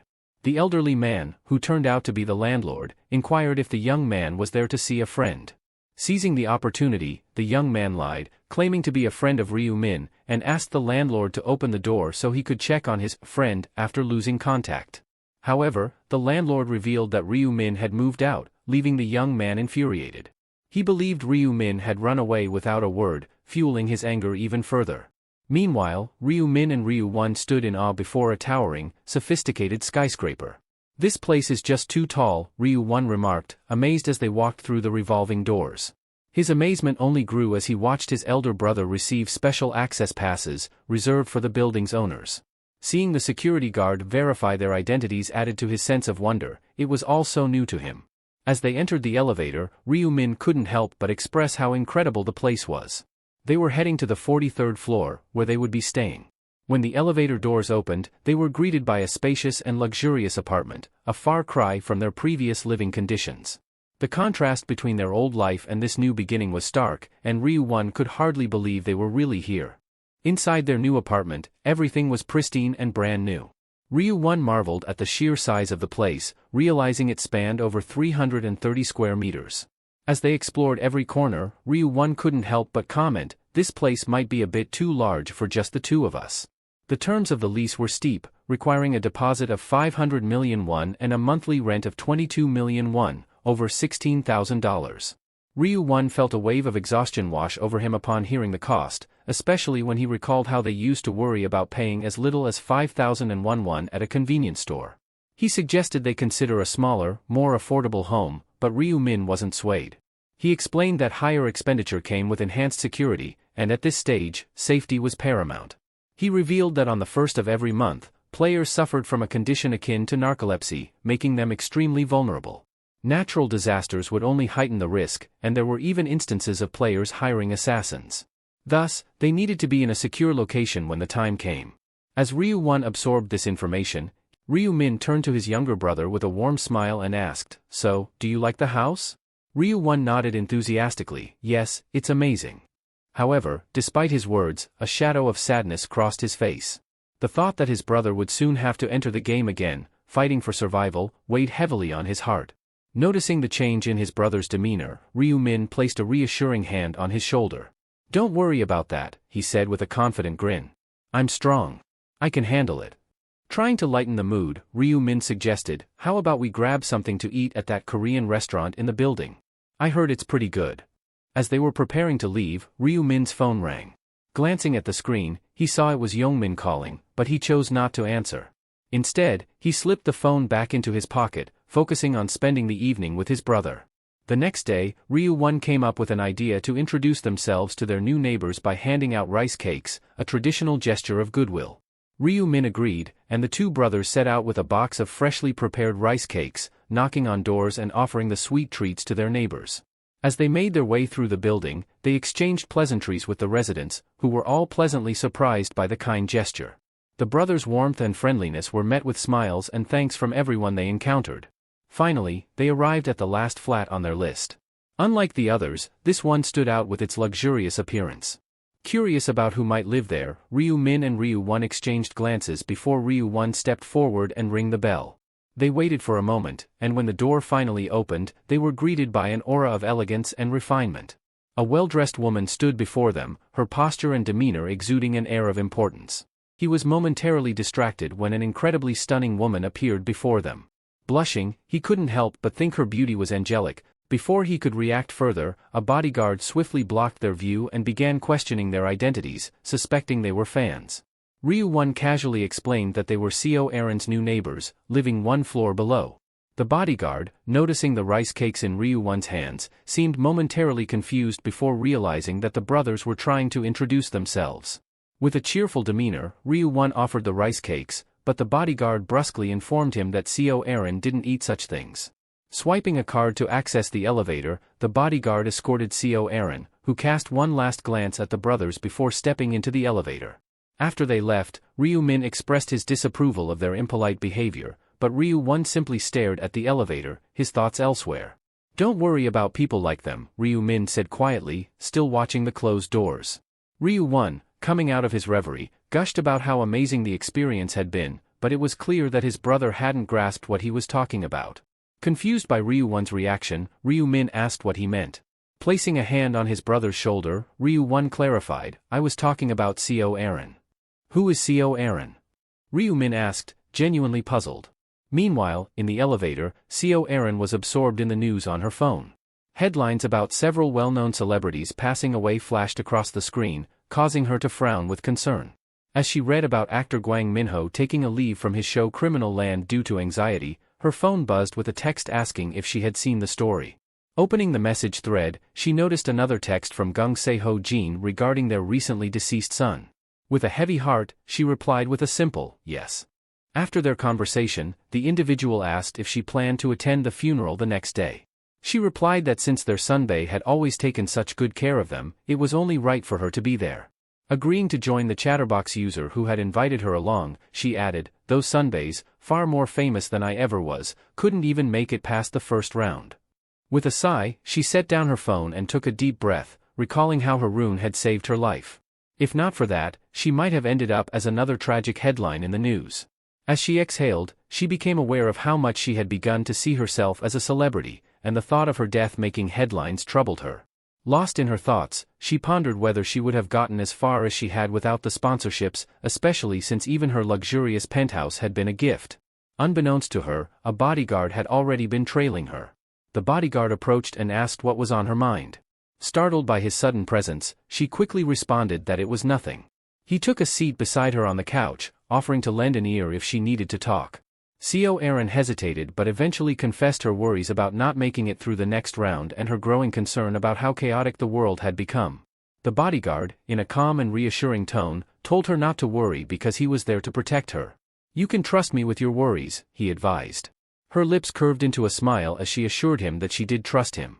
Their eyes locked, and Erin was reminded of the day the company had assigned him as her personal bodyguard.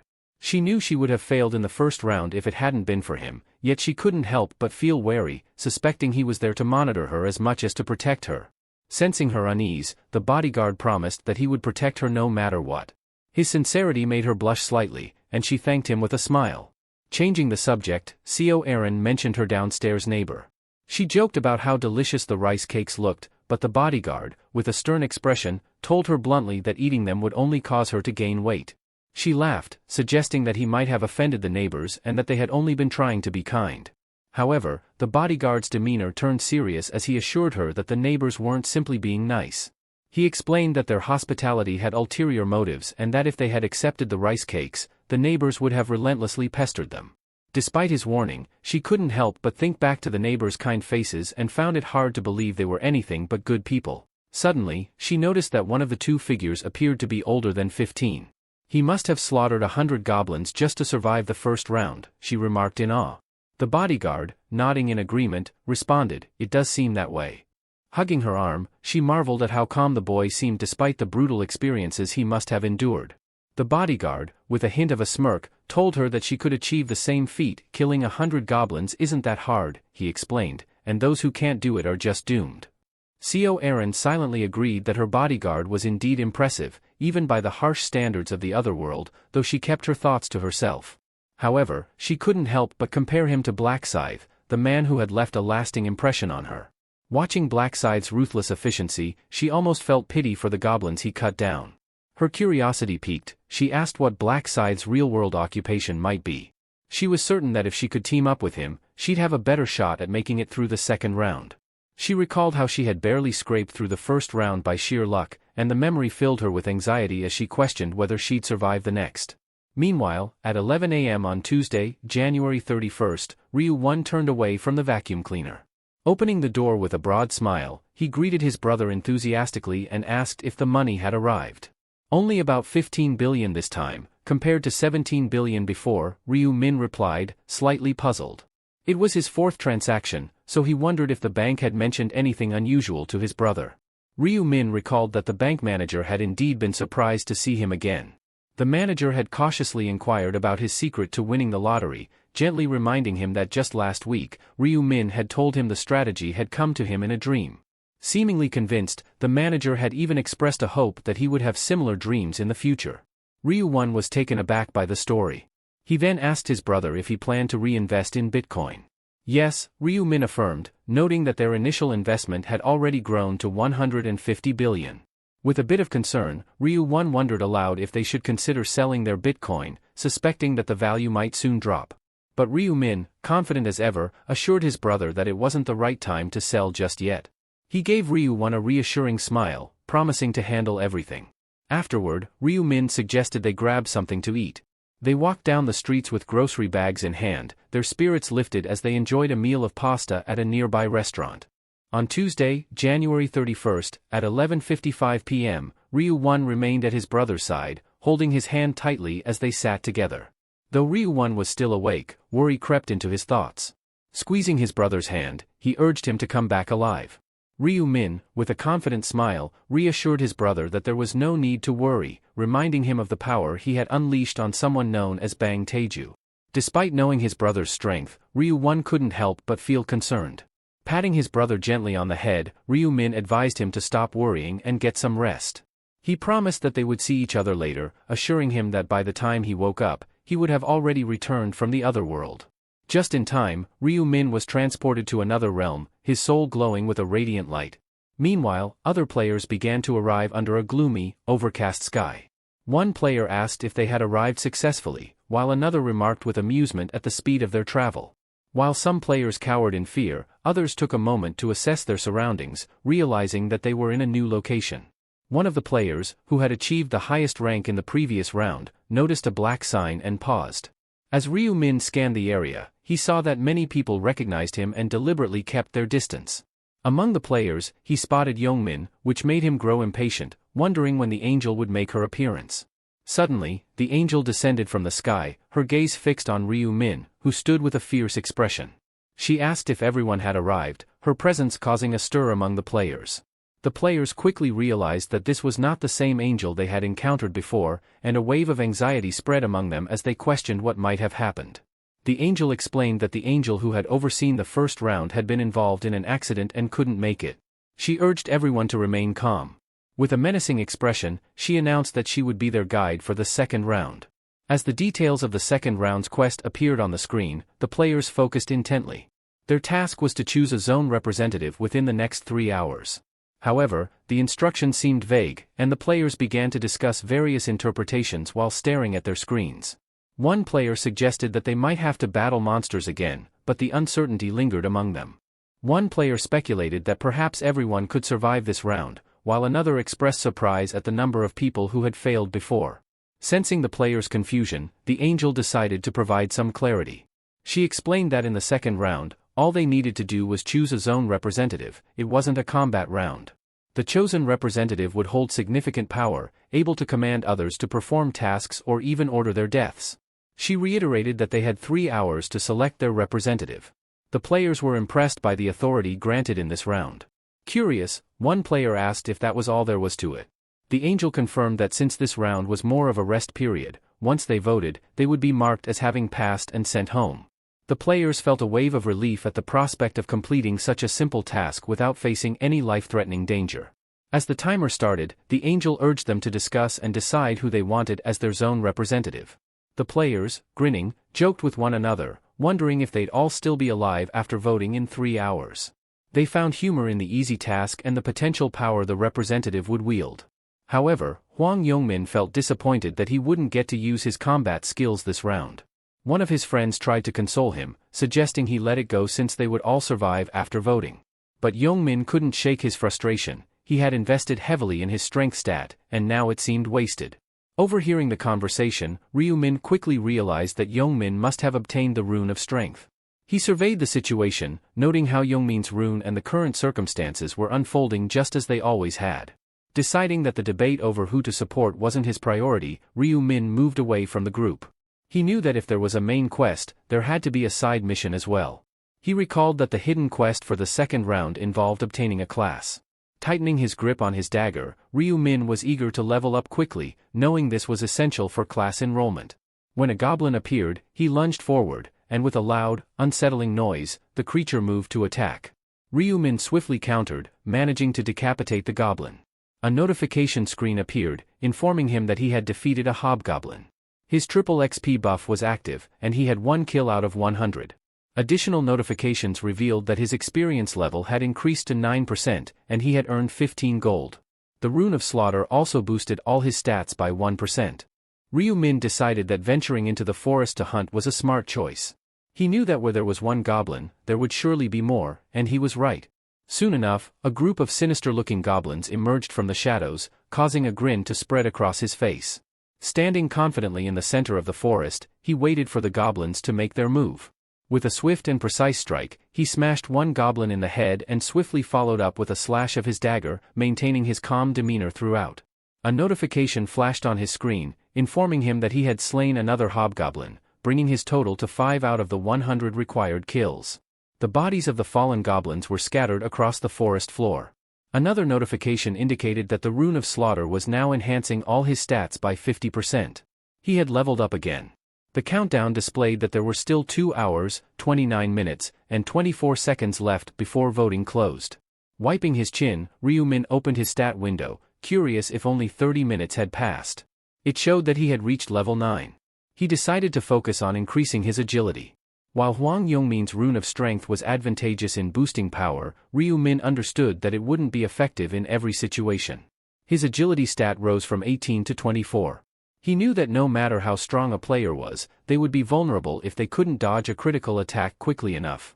The game's stats were divided into 4 key categories: strength, intelligence, agility, and luck. Strength affected defense power, endurance, and physical damage, while intelligence influenced mental fortitude, calculation speed, and magical damage. After another glance at his stat window, he saw that his agility had now increased to 30. Agility improved both movement and attack speed and enhanced the ability to dodge. Luck influenced critical damage, item drops, and additional gold rewards. As a Grim Reaper class that dealt both magical and physical damage, Ryu-min knew that balancing all his stats was crucial. Each one was important in its own way. Just then, he sensed something behind him. Pivoting swiftly, he scanned his surroundings to identify who or what was there. He was startled that someone had been following him. He had been so engrossed in the battle that he hadn't noticed earlier. This situation was unsettling. It had never happened before. Raising his dagger, he demanded that the person reveal themselves and state their intentions. If they failed to comply, they would need to be prepared to face the consequences. A single footstep echoed slowly before a woman emerged from the shadows. Ryu-min recognized her instantly. It was the actress he had encountered before. He couldn't help but question whether she had truly been the one following him.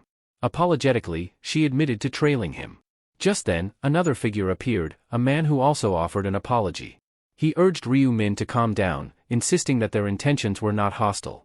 The man introduced himself as Sang-chul. Ryu-min's expression darkened when he realized who Sang-chul was, Ma Jianrock's right-hand man. Ma Jianrock, also known as the Heavenly Demon, was the eldest son of the country's most powerful corporate dynasty.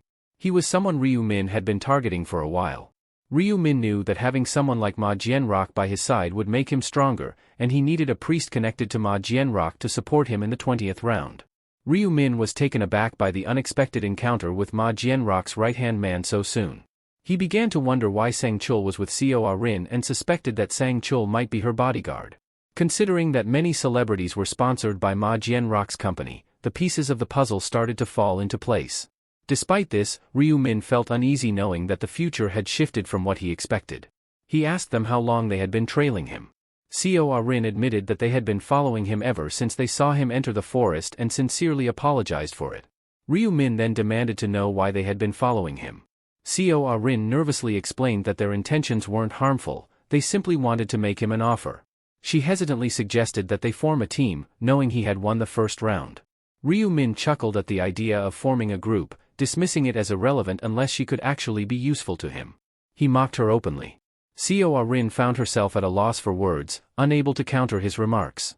Ryu-min bluntly told them that he didn't need their help and would do just fine on his own. He advised them to turn back and stop wasting his time. Turning away, he made it clear that he had no interest in joining a team. They stared at him in disbelief. Seo Rin let out a deep sigh and sank to her knees as Sang-chul muttered under his breath, commenting on how arrogant Ryu-min was. Seo Rin tried to explain that there was a reason for Ryu-min's existence, but his overwhelming aura made her uneasy. Sang-chul remarked that even if someone had a knife to their face, they wouldn't be as intimidating as Ryu-min. Seo Rin felt a pang of disappointment that her plan to team up with him had fallen apart, and Sang-chul reiterated his earlier point, that people with egos as large as Ryu-min's never work well in groups.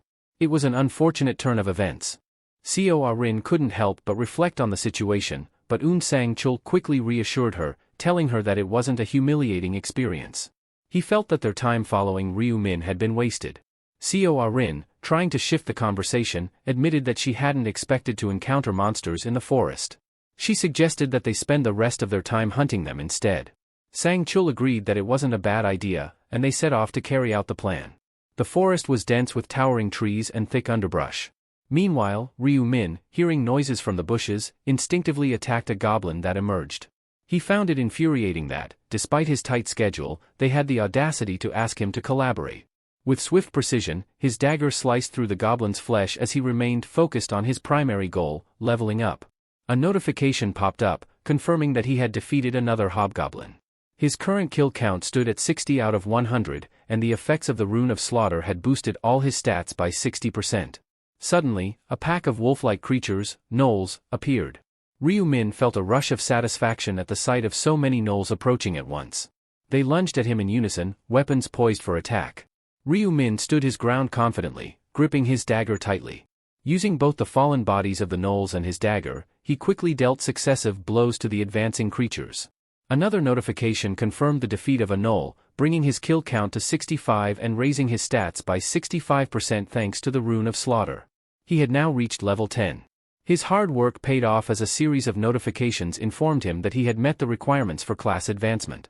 With his newfound level, Ryu Min could now access the store and a hidden subquest. The subquest window indicated that in order to obtain a class and advancement items, players needed to level up before the voting period ended.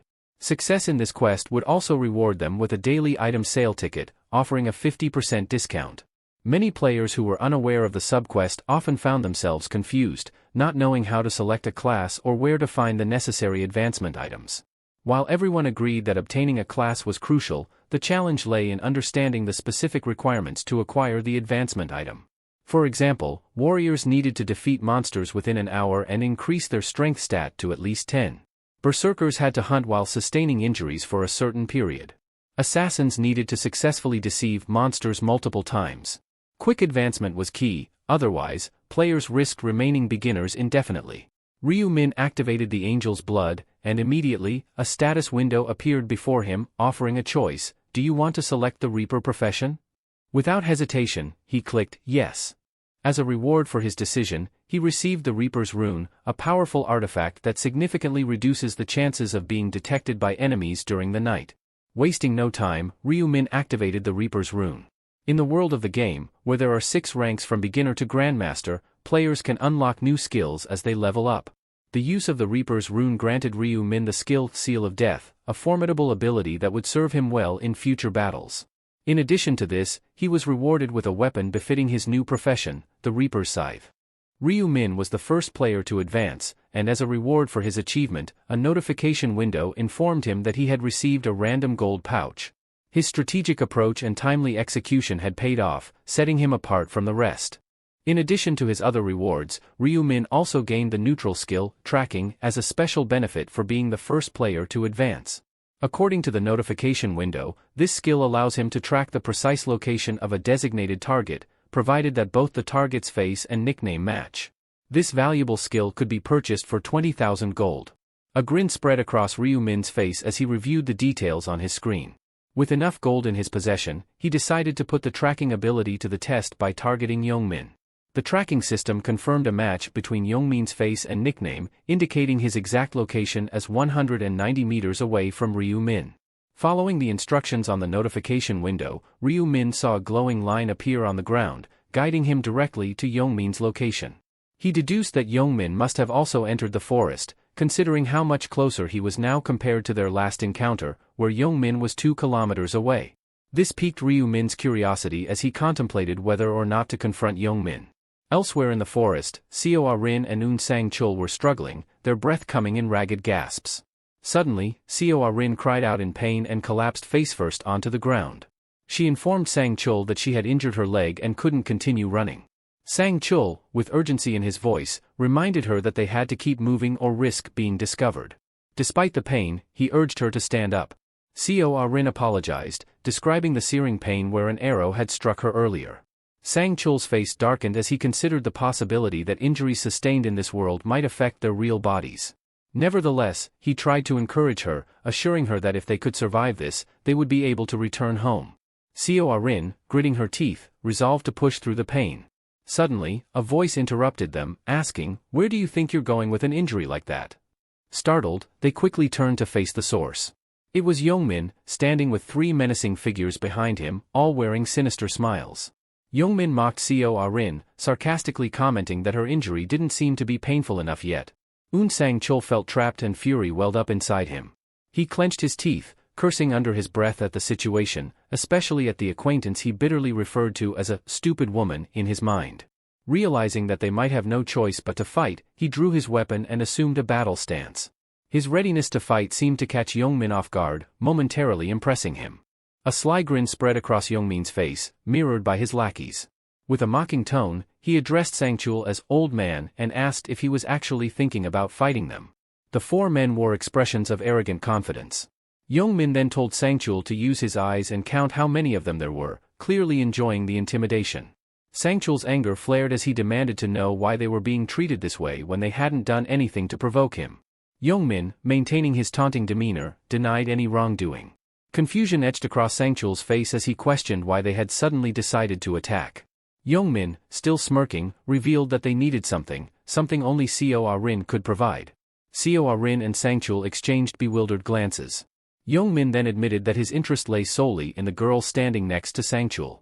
He made it clear that they had no interest in Sangchul himself, emphasizing that their attention was focused entirely on Seo Rin.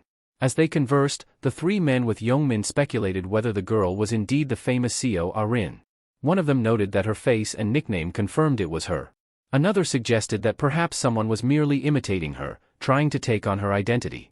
They continued discussing how little it mattered to them, given that appearances could be so deceiving. Seo Rin's face paled in horror as she listened to their conversation. Meanwhile, Youngmin turned back to Sangchul and offered him a deal: leave Seo Rin behind, and he could walk away unharmed. This only fueled Sangchul's rage. In his mind, Youngmin should have made that clear from the beginning. If he had, Sangchul might have left Seo Rin without a second thought. He glanced sideways at her, inwardly cursing the situation. He had no intention of risking his life for her, yet he was faced with a significant dilemma. If he failed to protect Seo Rin, he would surely disappoint his employer, Director Ma Jiangak. Determined not to back down, Sangchul assumed a fighting stance, signaling that he had no intention of abandoning Seo Rin. Youngmin, visibly entertained, asked if Sangchul was seriously considering a fight. Sangchul, gritting his teeth, warned them that what they were doing was against the law.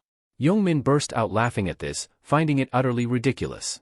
He sarcastically asked what laws applied in this world and whether Sangchul planned to report him once they returned to reality. Youngmin taunted him further, questioning what evidence Sangchul could possibly provide and daring him to try. He even joked that their appearances in this world might be entirely different from their real-life selves. Sangchul, seething with frustration, couldn't deny that Youngmin had a point. He knew that reasoning with Youngmin wouldn't work and that, despite his injuries, he had no choice but to fight. Youngmin wasn't going to be swayed by words alone. Just then, Youngmin's attention shifted. He was startled to see an old acquaintance, Black Scythe. The figure was casually leaning against a tree, observing the scene with a calm demeanor. Youngmin was visibly taken aback by Black Scythe's unexpected appearance. "What's going on here?" Black Scythe asked, his voice cutting through the tension. His gaze fixed directly on Sangchul, and he interrupted Youngmin before he could respond. "I wasn't talking to you," he said, dismissing Youngmin's attempt to interject. Annoyed, Youngmin told him to mind his own business and leave them alone. Ignoring Youngmin, Black Scythe turned his attention back to Sangchul. "Tell me what's happening," he demanded.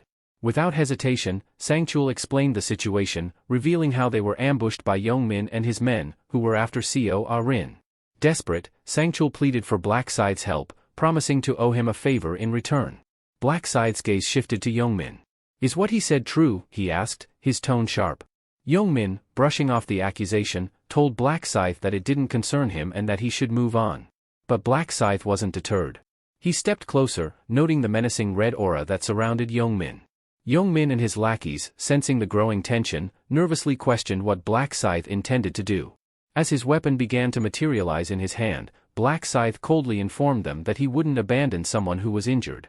Seo Rin and Sangchul felt a wave of relief, while Youngmin's anger flared. Black Scythe knew that helping them wasn't just an act of kindness. He calculated that by assisting Sangchul, he could gain favor with Ma Jiangak, and having someone like Ma Jiangak indebted to him would be a valuable asset. Moreover, he simply didn't like Youngmin.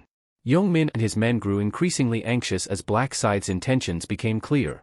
In a desperate attempt to regain control, Youngmin ordered Black Scythe to back off, threatening to kill him if he continued. But Black Scythe only smiled, taunting them with the question, "Do you really want to fight me? What's the problem?"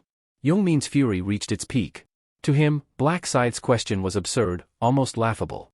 He wondered if Black Scythe would be so confident if he truly understood the kind of monster he was dealing with. The memory of Black Scythe effortlessly defeating goblins and claiming the top rank in the last encounter flashed through Youngmin's mind, and his eyes widened in shock. Black Scythe lowered his scythe to the ground and, with a calm yet menacing tone, told Youngmin to let him know if he wanted to end the fight. The four men watched nervously as the scythe's blade moved, their fear evident in their eyes. Youngmin, visibly shaken, asked if Black Scythe would really let him go. Black Scythe crossed his arms, a hint of amusement in his voice, and replied that he might consider it, if Youngmin got on his knees and begged for his life with sincerity. The realization that Black Scythe was trying to humiliate him in front of his friends and Arin twisted Youngmin's expression from smug triumph to despair. Despite his rising irritation, he had no desire to engage in a fight if it could be avoided. He scoffed at Black Scythe, but as he did, a thought crossed his mind: he had the power to shatter a wall with just his bare hands. Maybe, just maybe, he could take down Black Scythe with a single strike. A smug smile crept onto his face as he entertained this possibility. He glared at Black Scythe and spat out, "You've crossed the line." He clenched his fists, preparing for a fight, and taunted Black Scythe, asking if he really wanted him to kneel and beg.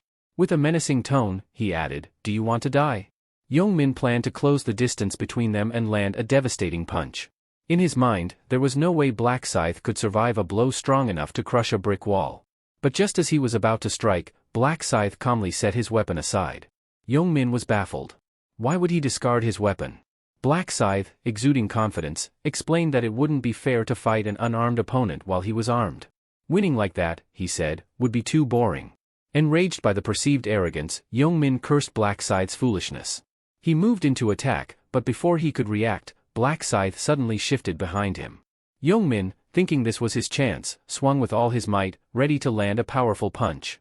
But to his shock, Black Scythe effortlessly dodged his blow and retaliated with a powerful kick to his stomach. The force of the kick sent Youngmin flying, crashing into the distance, leaving him stunned and gasping for air. Black Scythe watched impassively as Youngmin's body sailed through the air, one foot still raised from the powerful kick. Youngmin landed with a thud, groaning in pain as he knelt on the ground, his curses directed at Black Scythe. With a cold expression, Black Scythe warned him to stop cursing, saying, "Your foul mouth will rot my ears," before delivering another brutal kick. Youngmin gasped as the force of the blow sent him sprawling, his hand instinctively reaching up to soothe his aching face. Without hesitation, Black Scythe grabbed Youngmin by the collar, hoisting him up with one hand while keeping him at arm's length. He then began to rain down punches with his other hand, each blow landing with a bone-crunching impact. Youngmin, dazed and reeling from the assault, thought to himself that it didn't feel like a fist hitting him, it felt more like being struck by a sledgehammer. He couldn't comprehend how Black Scythe could be this strong. Is he as powerful as me? Youngmin wondered, unable to fathom how Black Scythe could possess such strength without a rune to enhance it. As he looked up at Black Scythe's calm yet focused face, one of his friends shouted his name, while another urged the archer to take action. The archer, maintaining perfect form, quickly drew his bow and loosed a lightning-fast arrow aimed directly at Black Scythe. Arin, sensing the danger, screamed for Black Scythe to dodge. With reflexes as sharp as his blade, Black Scythe sidestepped the arrow just in time. Despite the fear etched on his face, the archer fired another arrow. But Black Scythe was already moving, zigzagging toward him with unnerving speed, effortlessly dodging each shot. As he closed the distance, Black Scythe remarked, "You must have been lucky to find a bow while hunting. Too bad you crossed my path during a fight." With a swift motion, Black Scythe drew his weapon, and in one fluid strike, he slashed at the archer. Blood sprayed through the air as the archer let out a cry of agony, his face contorted in terror. The sight of their comrade falling only deepened the fear in the remaining two men, yet they still tried to muster their courage. They took up defensive stances, shouting at Black Scythe to back off and leave them alone. One of the men charged at Black Scythe, dagger in hand, cursing as he lunged forward. Black Scythe responded with a mocking smile, his expression almost amused. In an instant, he activated the seal of death. Above the man's head, a red mark appeared, resembling an eye with a skull at its center, a symbol of impending doom. Gripping his scythe tightly, Black Scythe unleashed a devastating swing. The red-hued blades of wind that followed tore through the air, slashing the man's shins with such force that he collapsed to the ground, screaming in agony as blood splattered everywhere. The remaining man, witnessing this horrific scene, was paralyzed with fear, his confidence shattered. Black Scythe lunged at the man with blinding speed, noting that the mere fact they dared to use weapons against him showed some level of resolve. With a powerful swing, his scythe sliced through the man's arm, eliciting a piercing scream. The ominous seal of death hovered above the man's head, a clear sign that the next strike would be even more devastating. As expected, the scythe cut through the armor with ease, doubling the damage and leaving the man clutching his deep wound in sheer agony. As the men writhed on the ground, their faces contorted in pain, Black Scythe observed them coldly. This can't be it, he thought. He knew he had to instill fear so deep they would never dare to cross his path again. When he approached, they whimpered and pleaded for mercy, begging him to spare them. Without a word, Black Scythe flicked his scythe, sending blood splattering with the movement. Another scream tore through the air. Taking a deep breath, Black Scythe decided he was finished with these men, ready to move on to the next target. His sharp gaze fell on a figure hiding behind a tree. Hiding won't help you, Black Scythe called out, his voice chilling. In a flash, a blade of wind sliced through the young man's arm, causing him to cry out in pain as blood spurted from the wound. Stop acting like a child, Black Scythe admonished, his tone devoid of sympathy. The young man's pain barely scratched the surface of what he had inflicted on others. Black Scythe's scythe struck again and again, each blow drawing a scream from the boy as he was mercilessly cut down. Sangchul and Arin watched in stunned silence, witnessing the brutal efficiency of Black Scythe's assault. Sangchul was particularly struck by how Black Scythe could so ruthlessly dismember an opponent who had already lost the will to fight. As Black Scythe severed the boy's arms and moved on to his leg, Sangchul couldn't help but admire the cold precision. It might seem extreme, Sangchul thought, but I appreciate that level of decisiveness. In his mind, Black Scythe rivaled even his director. Finally, Black Scythe turned to Sangchul and Arin. Are you two all right? He asked, his voice steady. Sangchul nodded, acknowledging that they were safe because of him. You don't have to worry about Yongmin and his crew anymore, Black Scythe assured them, his tone leaving no room for doubt. Black Scythe suggested they should go and vote, seeing as the four men were too battered to move. In unison, Sangchul and Arin bowed deeply, expressing their gratitude. Arin hesitated, then asked, will they die? Black Scythe shrugged. Does it matter if they die? They aren't even worth calling animals, he replied coldly, his bluntness catching Arin off guard. Observing her troubled expression, he realized she was far too sensitive. He wondered why she seemed to care so much about the lives of these men as if she were some saint. Perhaps she was concerned about her public image as a celebrity, he thought. Turning to Sangchul, Black Scythe asked, do you have a question? Yeah, Sangchul responded confidently. Why did you decide to spare them? Even if you killed them, there wouldn't be any repercussions in the real world. The young man's face paled at the question. Black Scythe replied calmly, if you're asking whether there was a specific reason I let them live, there wasn't. He continued, but the real reason I didn't finish them off is simple, there's nothing to gain from killing them. Sangchul was puzzled by the notion of there being no benefit. But even so, he insisted, it's not wise to leave any potential threats alive. Threats? Black Scythe echoed, glancing at the trembling men. If these guys are still capable of causing trouble, then I'd say the game's already in a poor state. Besides, reducing the number of players doesn't benefit anyone. The more, the merrier. After a moment, Sangchul nodded, understanding his reasoning. Makes sense, he admitted. Sangchul considered that fewer players meant fewer available spots for those who completed each round. He found himself admiring Black Scythe's unique perspective on the game's mechanics, realizing that Black Scythe saw things differently from most players. I get it, Sangchul nodded. From now on, we'll stop thinking about the humanity of this game. With that, Black Scythe turned to leave, but Sangchul quickly called out, wait. Give me your account number, and I'll make sure you're compensated in the real world. Black Scythe waved it off. Forget about it, he said, continuing on his way. Sangchul was stunned by his refusal to accept any reward. Helping without any expectation of payment was rare in their world. He resolved to report the encounter to the president as soon as he returned to reality. A groan from behind caught his attention. It was one of the young men they had fought. Sangchul felt a surge of anger, his gaze turning lethal. But he remembered Black Scythe's words, it wouldn't benefit them to finish them off. Holding back, he spat in their direction and urged Arin to leave with him.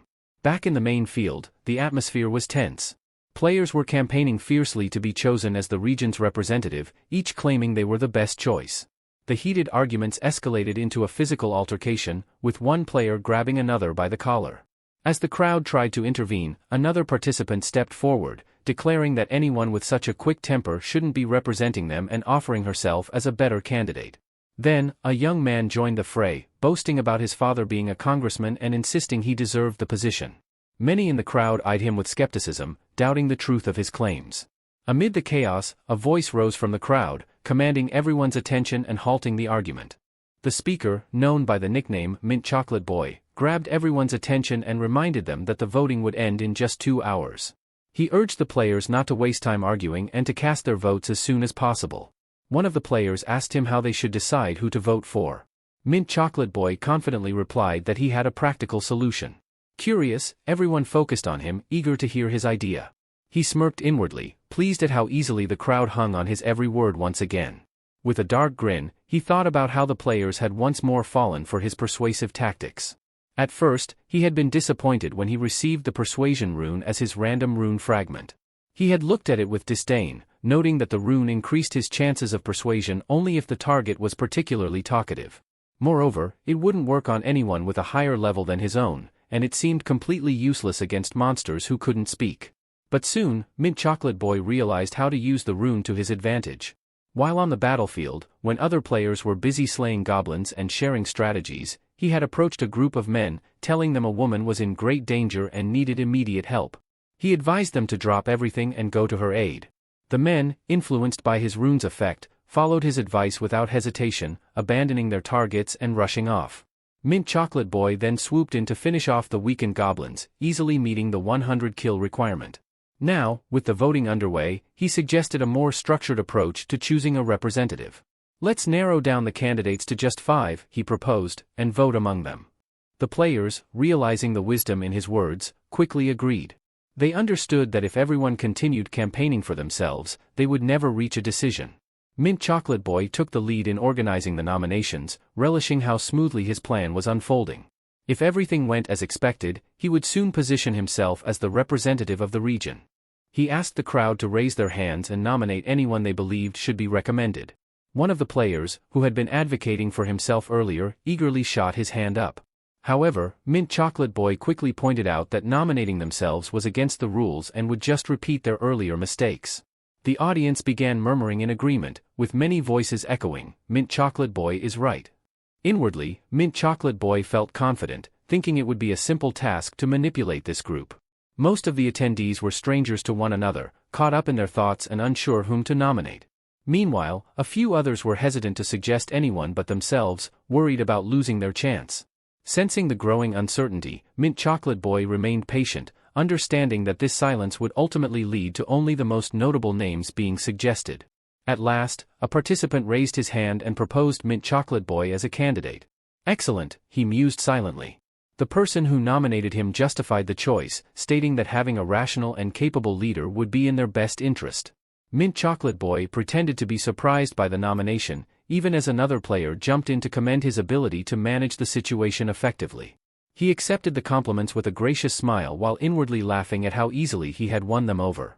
Then, another participant nominated Black Scythe. Mint Chocolate Boy's grin widened. He knew Black Scythe's recent victory made him a logical contender. Next, a player named Life is a Documentary put forth the second-place finisher, followed by someone else suggesting Black Dragon in My Right Hand as a third candidate. Mint Chocolate Boy tallied 4 names and asked the crowd if there were any more nominations for the 5th spot. When no one else volunteered, he announced that the 4 candidates were confirmed. He suggested that each nominee should speak to the crowd before the final vote and offered to go first, confident in his ability to sway the masses. Winning over these fools will be a breeze, he thought smugly. Suddenly, a voice cut through his thoughts, openly challenging him. It was Life is a Documentary, the player ranked second in the region, who seemed visibly annoyed. "I can't listen to another word this Mint Chocolate Boy is spouting," he declared. Mint Chocolate Boy turned to him and asked what his issue was. "Do you seriously think life is easy?" came the sharp retort from Life is a Documentary, his gaze filled with a menacing intensity that seemed to challenge Mint Chocolate Boy's entire stance. Life is a Documentary asked Mint Chocolate Boy if people always followed his instructions without question. As Mint Chocolate Boy pondered this, a concerned expression crossed his face. He began to realize the extent of his influence, but quickly brushed the thought aside, convincing himself it wasn't entirely true. When Mint Chocolate Boy was asked to nominate someone for the regional representative, Life is a Documentary grew visibly agitated and accused him of being a manipulator. "You're crossing the line," Mint Chocolate Boy retorted sharply, defending himself. He reminded everyone of a proverb, a person's face and demeanor reflect their true nature. He questioned why such harsh language had to be used in what was meant to be a discussion about leadership. For a moment, he seemed satisfied with his response, feeling that he had made his point. However, Life is a Documentary didn't back down. He sneered, asking whether Mint Chocolate Boy had the nerve to preach to him about life. "You're playing a dangerous game," he warned, his tone threatening. The situation escalated quickly, and Mint Chocolate Boy found himself taken aback by the intensity of the challenge. He realized that his usual methods of persuasion were failing, and the tension in the room grew palpable. Seeing his influence slip away, Life is a Documentary desperately appealed to the crowd, urging them to vote for him and ignore the other candidates. "Support me, or face the consequences," he threatened, his voice tinged with desperation. But Mint Boy mocked him openly, asking if he genuinely believed people would listen to his threats. He advised him to stop embarrassing himself and leave. The atmosphere grew colder as Life is a Documentary, his expression serious and menacing. Then, in a flash of violence, he lunged forward, striking Mint Boy. Blood sprayed, and the crowd felt a chill run down their spine as they realized the victim had been stabbed in the neck. The wounded player crumpled to the ground, blood flowing freely. The gravity of the situation hit Mint Chocolate Boy hard. He was witnessing a deadly turn of events. Life is a Documentary glared at him, reminding Mint Chocolate Boy of the earlier warning: he would kill anyone who crossed him. As Mint Chocolate Boy's eyes widened in shock, he let out a strangled cry. His body trembled, and then he collapsed to the floor, lifeless. Panic erupted among the crowd as they grasped the brutal reality of what had just happened.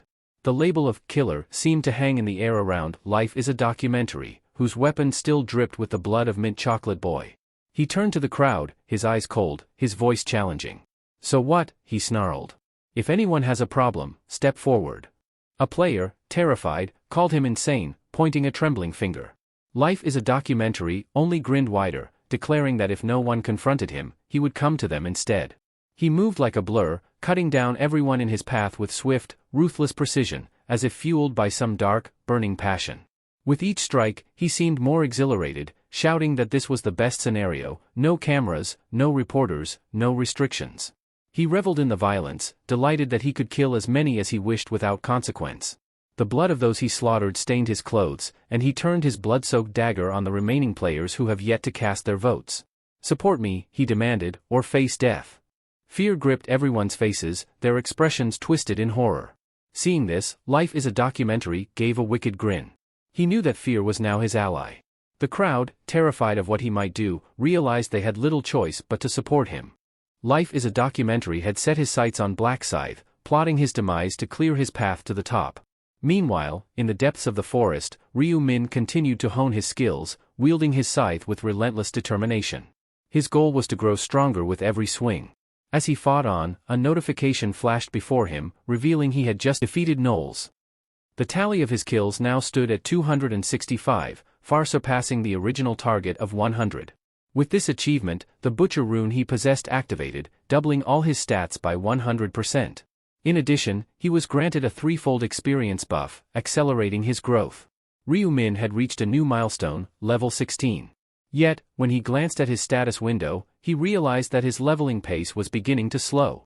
Despite having slain over 200 monsters, he had only managed to gain 2 levels in the past 2 hours.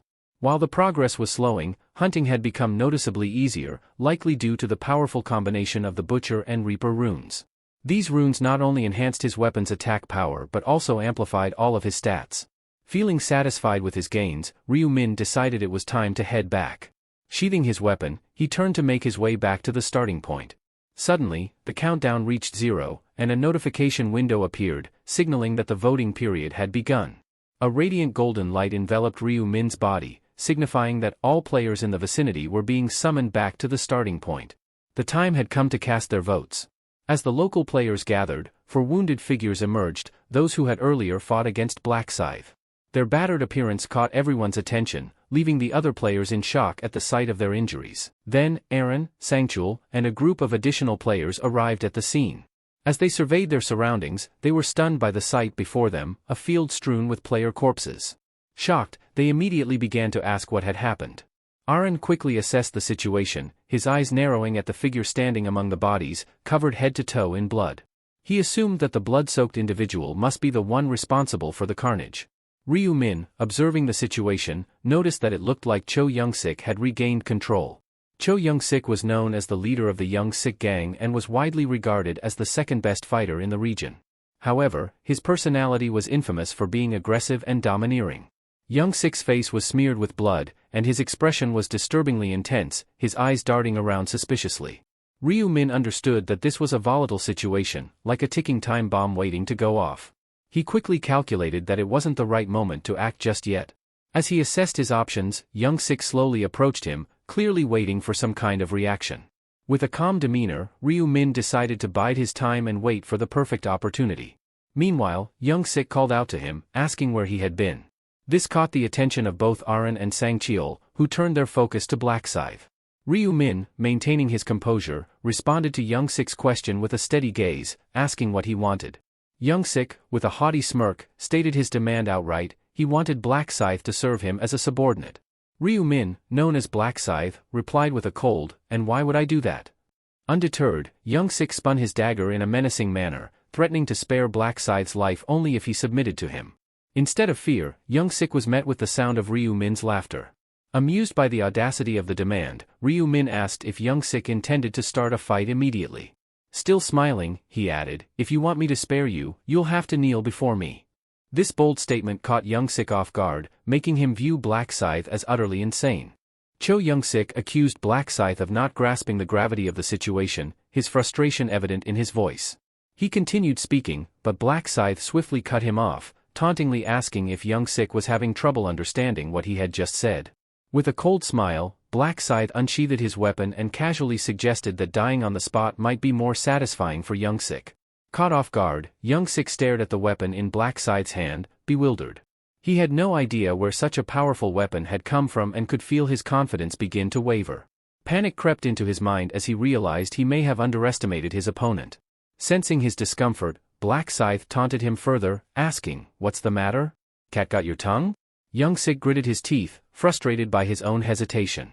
Trying to regain his composure, he loudly proclaimed his identity as the leader of the Young Sik gang and declared that he would never bow to anyone. His anger reached its peak, and he recklessly swung his weapon, challenging Black Scythe to a duel. In response, Black Scythe merely scoffed, recognizing Young Sik's notorious temper. He decided to stop provoking him further, knowing that things could become complicated if he pushed too hard. Black Scythe had a strategy in mind. Displaying his strength to win the votes of the players wasn't his intention. Young Sik could be useful for his plan during the third round as a representative. Additionally, he sensed that the angel would appear any moment. As if on cue, the angel materialized, calling for all players to gather. Young Sik, momentarily distracted by the sudden arrival, shifted his focus away from Black Scythe. Seizing the moment, Black Scythe remarked on Young Sik's good fortune and calmly advised him to choose his battles more wisely next time if he wished to avoid an untimely end. With that, Black Scythe turned to leave, leaving Young Sik standing there, his anger simmering just beneath the surface. Young Sik stood frozen in place, his face a mask of rage, but beneath the surface, he felt a wave of relief. Though he appeared fierce and resolute, a part of him was worried that the tension might trigger a heart attack. Still, he silently vowed that Black Scythe would one day witness his true power. For now, he would let him go, but if chosen as the representative, he would make sure to avenge the humiliation he had suffered. The angel, her voice echoing across the battlefield, asked the players if they had selected their delegates. Glancing at the scattered bodies, she dryly noted that they had accomplished more than just talk in the 3 hours they had spent together. With a dismissive tone, she reminded them that whether they lived or died was of no concern to her. Then, she called for the voting process to begin. A screen appeared in front of each player, announcing the start of the election for the region's representative. Every player had one vote, and the candidate with the most votes would assume the role. To cast their vote, they simply needed to focus on the player they wished to support. The angel warned that anyone failing to vote within the 5-minute window would automatically lose and be eliminated from the next round. The countdown began. Some players murmured the instruction to themselves, "Look at who I want to vote for," as they scanned the crowd to decide on their choice. Most of them fixed their gaze on Young Sik, who wore a confident, smug grin, assuming all eyes were on him. Then, unexpectedly, his expression shifted. He turned his attention to a woman with round cheeks and demanded why she wasn't looking directly at him. Startled, the woman seemed unsure of how to respond. Seeing her hesitation, Young Sik grew increasingly agitated and threatened to kill her. Stammering, she quickly defended herself, insisting that she had voted for him. Frustrated, Young Sik continued to shout threats, demanding everyone's attention. He scanned the crowd, threatening anyone who dared to avert their gaze. Finally, the voting time ran out. The angel clapped her hands, announcing that the voting period had ended and instructed them to tally the votes. A large screen materialized above, revealing the results. In fifth place was Cute Baby Bird with 5 votes, and Chubby Cheek Steamed Bun came in fourth with 6 votes. With 249 votes, Black Dragon secured third place, while Black Scythe came in second with 2,077 votes. Topping the leaderboard with 2,412 votes was Life is a Documentary. Although Young Sik, who went by Life is a Documentary, received the highest number of votes, he wasn't pleased. His irritation deepened as he saw that Black Scythe had garnered significant support. Young Sik glared at the players who had voted against him, and many of them avoided meeting his gaze, aware of his anger. After the voting concluded, the angel announced that Life is a Documentary had been chosen as the region's representative. A window screen appeared, indicating that Young Sik had gained the power of command, allowing him to issue directives to other players. His blood-stained face broke into a wide grin. He immediately planned to use this newfound authority to rally the players against Black Scythe, determined to make him regret not killing him earlier. As Young Sik examined the details of his command ability on the screen, he realized its limitations. He could give direct orders to players, but only those without a class, and he could only control one player at a time, up to a maximum of 10 uses. Discontent flickered across his face at the restrictions, especially the fact that players with a class could resist his commands. The angel's voice cut through the tension, asking the players if they believed this was the end. However, she hinted that a hidden mission still remained for this round. Her cryptic words puzzled the players, who couldn't quite grasp what she meant. A window screen then appeared, revealing that the second round contained a side quest. If they completed it, they would receive a class advancement item and a coupon for 50% off today's item. Sungkal and Arin seemed confused about the concept of class advancement items. The angel clarified that these would appear in the quest window once players reached level 10. When one of the players questioned how they were supposed to level up without any monsters, the angel's expression darkened, and she informed them that the forest was teeming with creatures. Only 80,000 players nationwide would have the opportunity to advance to a class this round, the angel added. She then revealed that someone in their region had already been granted a class advancement, sparking curiosity among the players about who it could be. Sensing their interest, the angel asked if they wanted to check the results of the side mission to find out more. This possibility excited the group even more. The results of the second round subquest appeared on a large screen, revealing the standings for each region.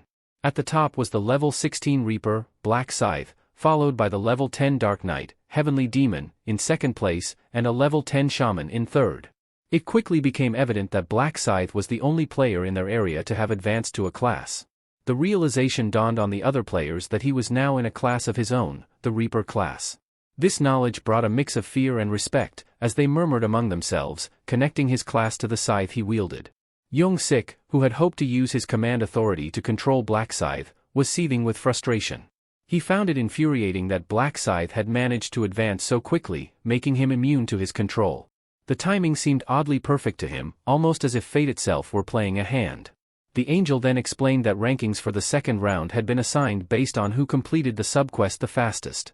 Looking at the leaderboard, she announced that Black Scythe was the first in their region to change his class and had also claimed the top spot overall.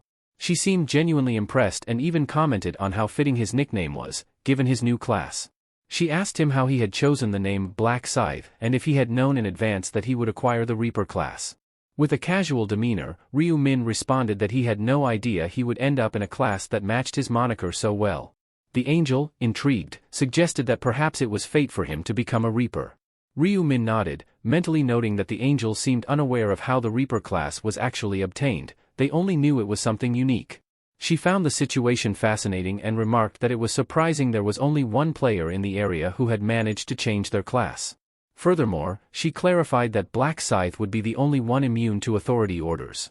Her statement caused confusion among the players, who questioned what she meant by saying the authority command would not affect Black Scythe.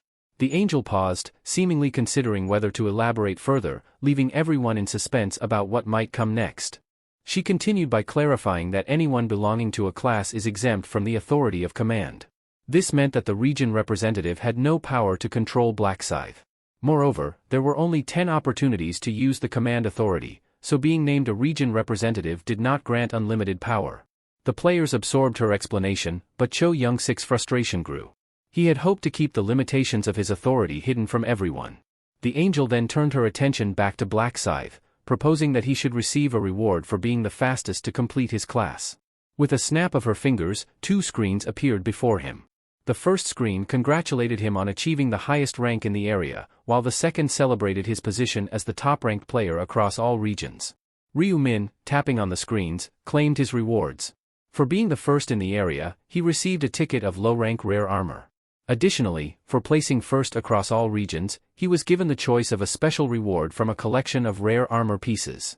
The options included a leather armor of a skilled hunter, armor of a medieval knight, and a well-ventilated mage robe. His decision was already clear. The first option seemed too intricate, and the third offered little in terms of defense.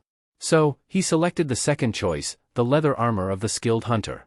Next, he was asked to pick from a set of unique rewards, 3 experience boosts valid until the end of round 3, 3,000 gold, or information about the third round.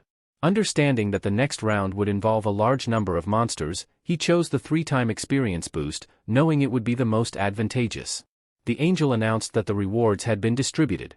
A golden glow surrounded Ryu Min's body, as well as those of the other participants, signaling the completion of the reward ceremony. The angel declared that everyone could now return home. With a sinister grin, she hinted that the third round would be far more challenging, assuring them, "I promise."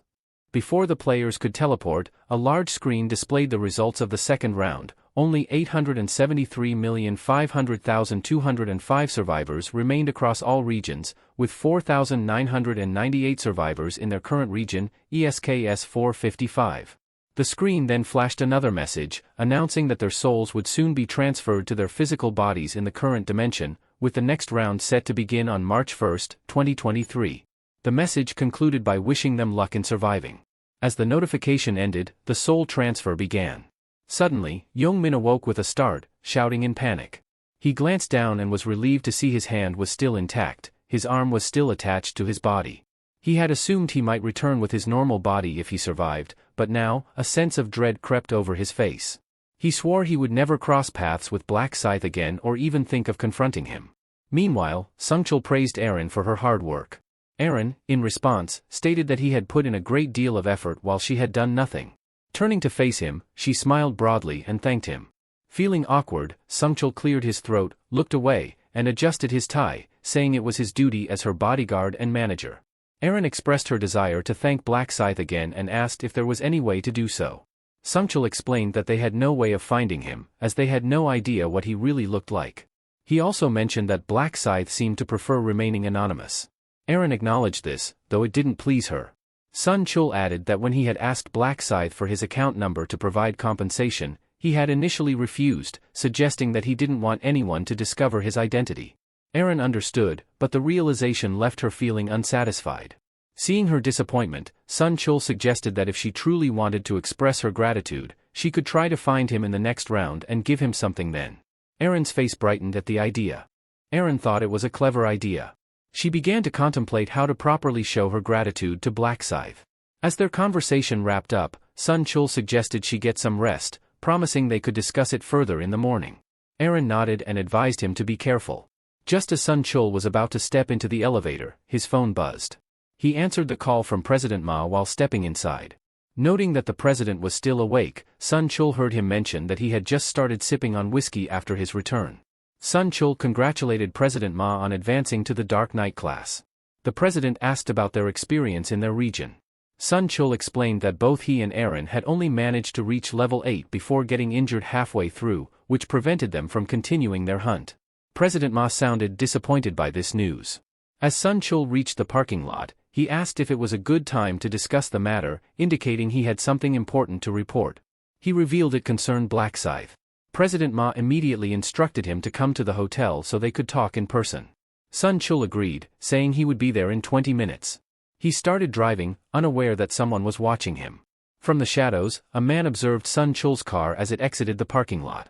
It was Ryu Min, quietly tailing him. Ryu Min wondered if Sun Chul was heading towards Ma Kyungrak.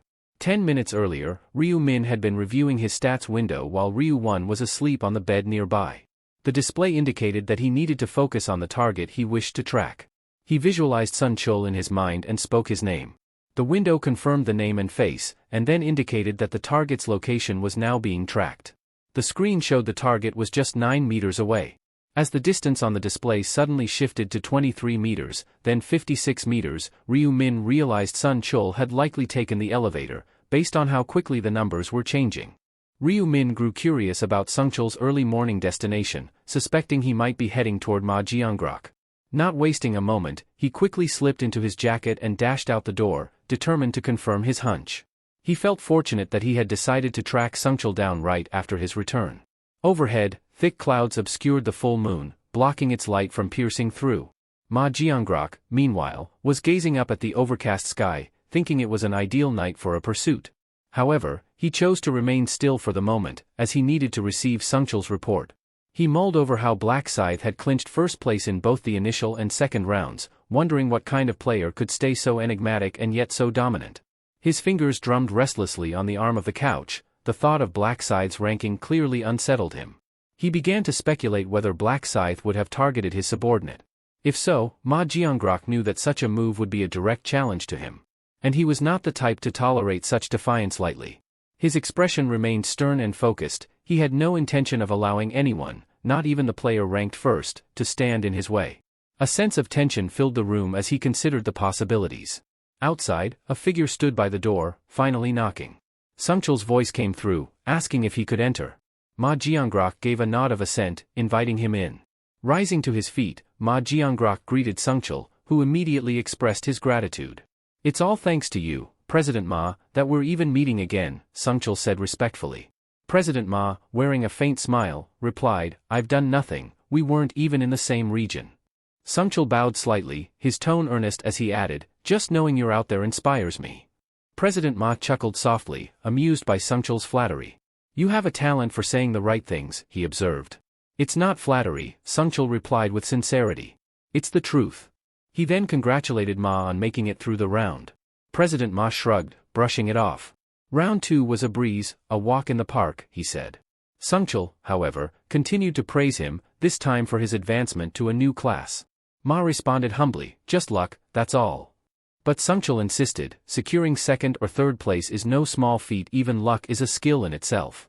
He concluded with admiration, saying, "To serve someone like you, President Ma, is the greatest privilege I could ever have." President Ma set his glass down and, with a slight grin, remarked that Sun Chul's flattery was too obvious.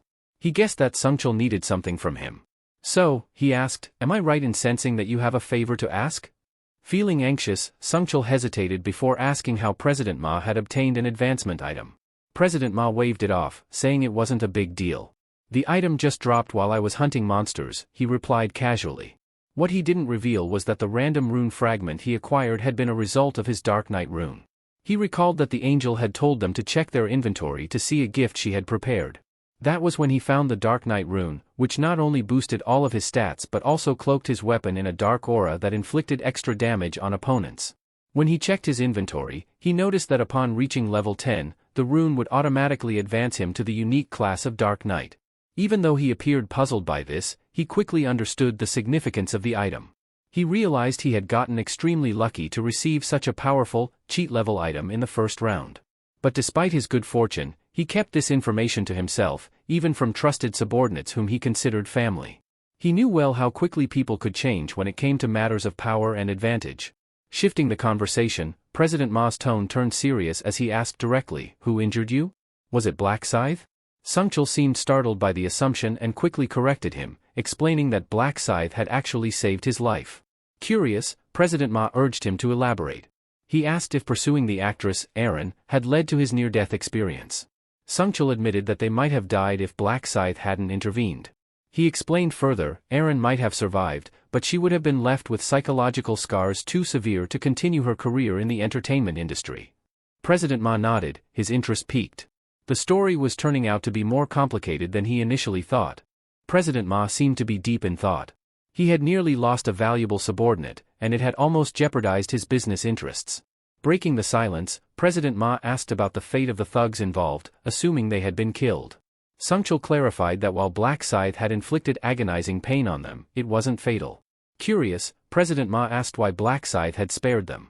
Sun Chul explained that, according to Black Scythe, there was no point in killing them. His logic was simple: as the overall population dwindles, so does the pool of those who survive. President Ma acknowledged that the reasoning made sense, though he remained concerned about what these individuals might do in the future. Taking a thoughtful sip of his whiskey, he reflected that both his assets and subordinates were only alive because of Black Scythe. He felt indebted to him for that and remarked that he should offer some financial compensation. Sungchul mentioned that he had already brought up the topic, but Black Scythe had refused and left immediately afterward. President Ma was slightly surprised to hear that the offer of compensation had been declined. He speculated that perhaps Black Scythe wanted to avoid revealing his identity. With the conversation seemingly drawing to a close, both men stood up.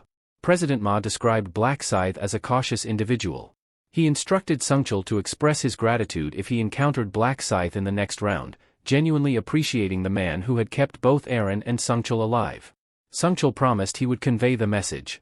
Moreover, President Ma ordered Sungchul to keep an eye on Black Scythe and offer assistance if needed, stating his philosophy of never leaving debts unpaid. "As you wish, sir," Sungchul replied. Just before Sungchul could leave, President Ma remembered something crucial and made a bold request. With a menacing glare, he demanded to know the nicknames of the thugs involved. Meanwhile, outside the hotel, Ryu Min was concealed behind a tree, silently observing. He glanced around, thinking to himself how fiercely loyal a dog Sungchul truly was. Even though it was late at night, Sangchul made his way directly to Ma Jiangrok's location as soon as he returned to reality. Having already confirmed the place, he decided to leave quickly, knowing that staying there too long might arouse suspicion.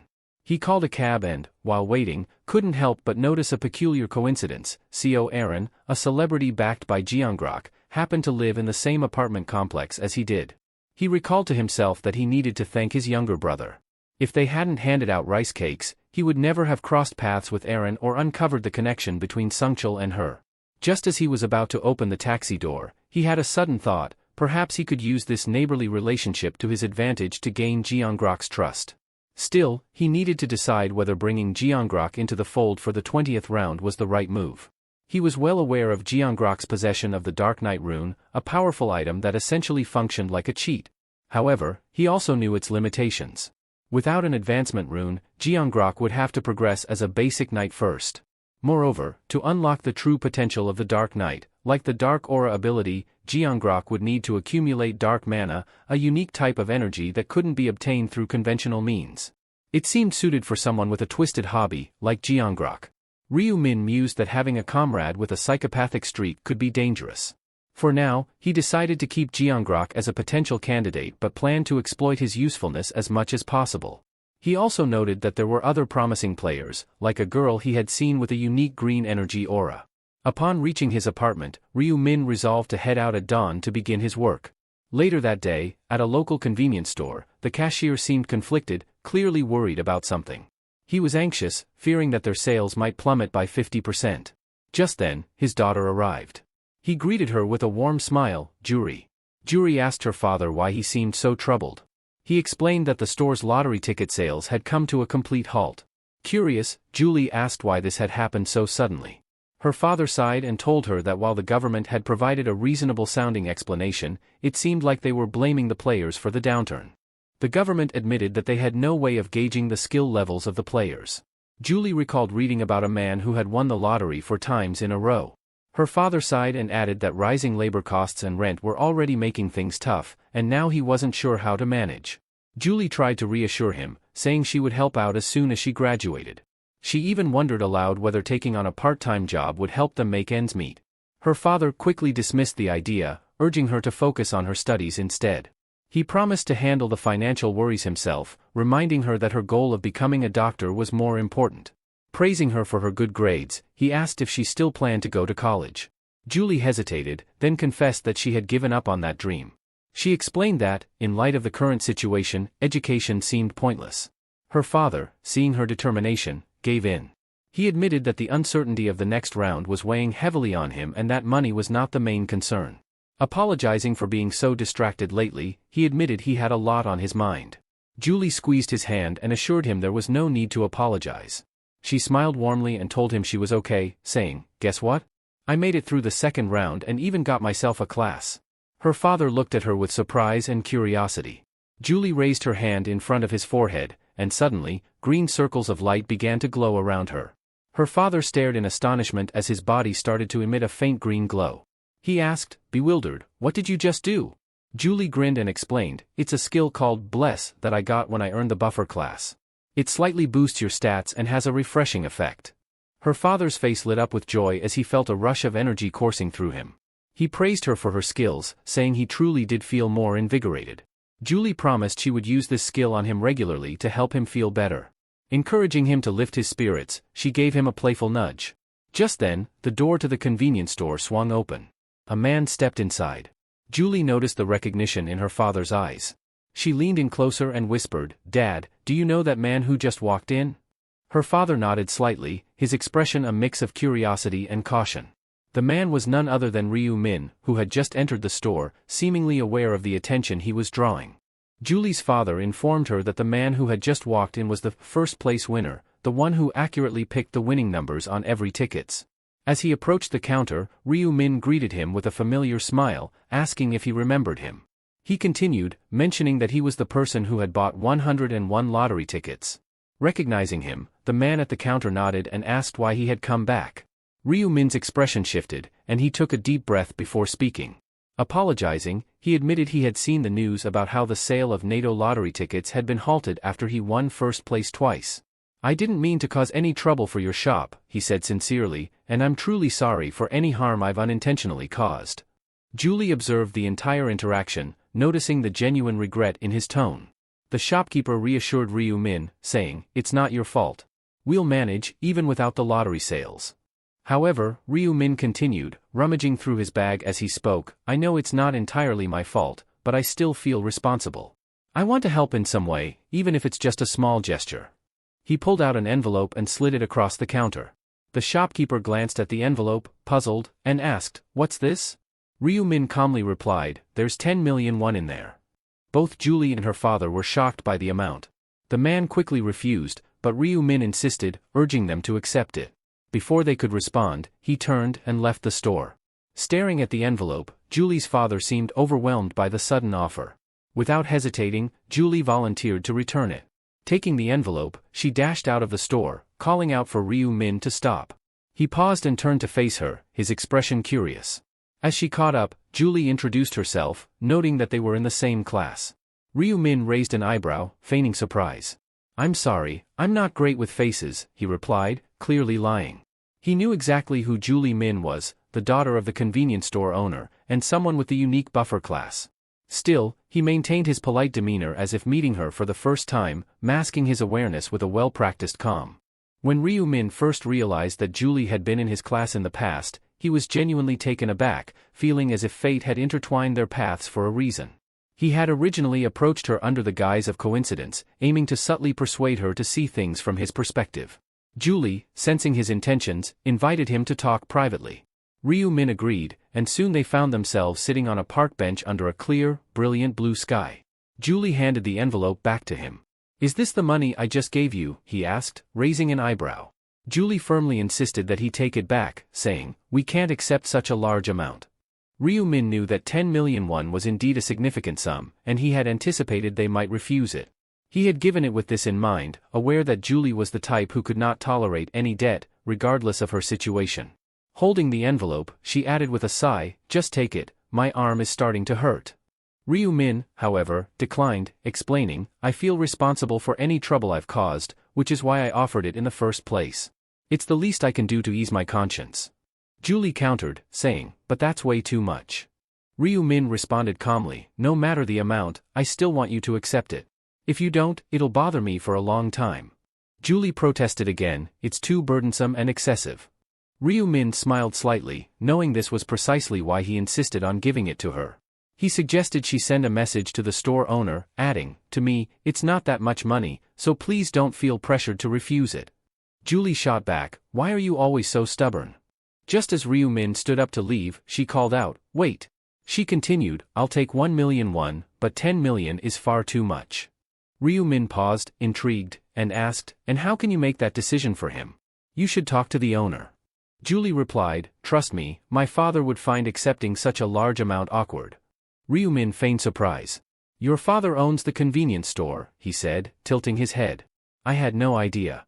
He admitted that he frequently visited the store, finding this coincidence strangely fascinating. As Julie studied him, she couldn't help but feel that there was more to his intentions than he was revealing. Julie acknowledged that she found the situation quite fascinating as well, especially since her classmate turned out to be the first natto winner. The word friend seemed to catch Ryu-min off guard. Julie then asked if he genuinely hadn't realized she was in his class all this time. Introducing herself, she mentioned that she recognized him the moment he entered the convenience store. Ryu-min, feigning a sheepish grin, replied, "This is actually our first real conversation. Sorry, I'm not really great with remembering faces." Julie's expression shifted to a slight frown, feeling a bit deflated that he only now seemed to know her name.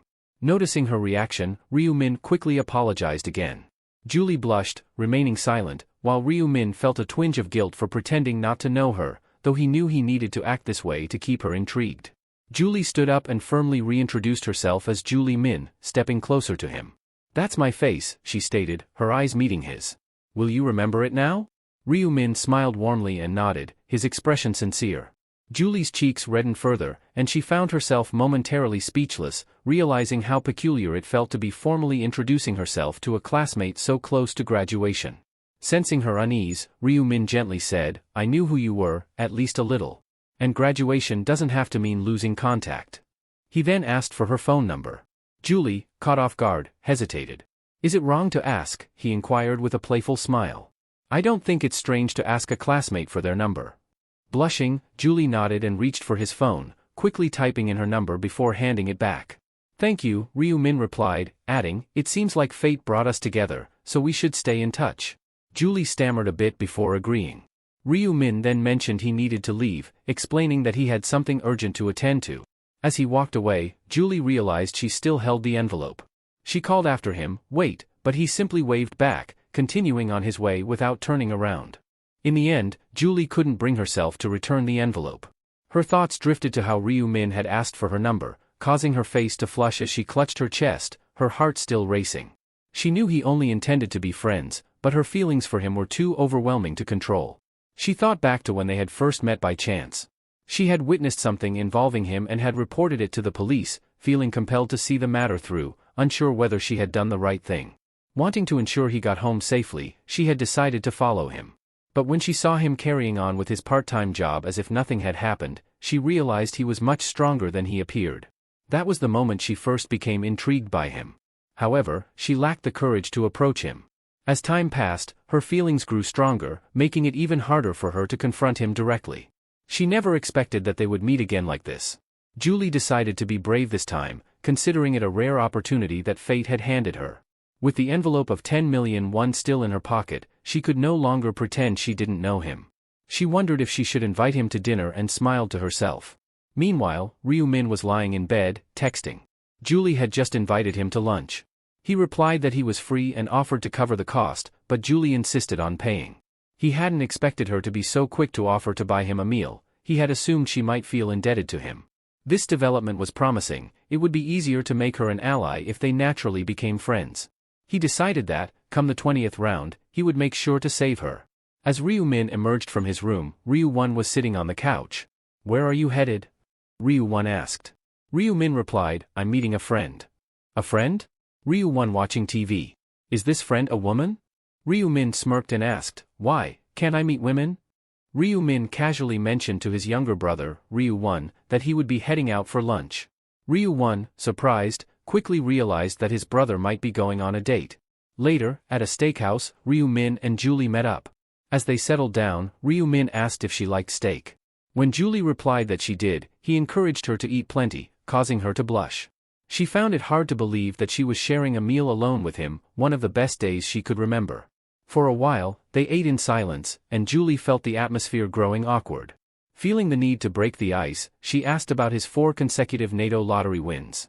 Ryu-min casually replied that he had gotten lucky after seeing the numbers in a dream, a claim she found hard to believe. Curious, she asked how much money he made from his lucky streak.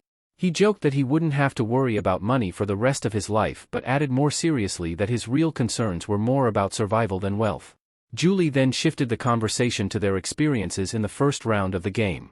She asked how difficult it had been for him to kill goblins. He replied that it had taken quite a while. When she asked which region he was in, he confessed he couldn't remember much but thought his region ended in the number 5. Julie told him her region ended at 7 and lamented that they couldn't cross into each other's territories in the other world.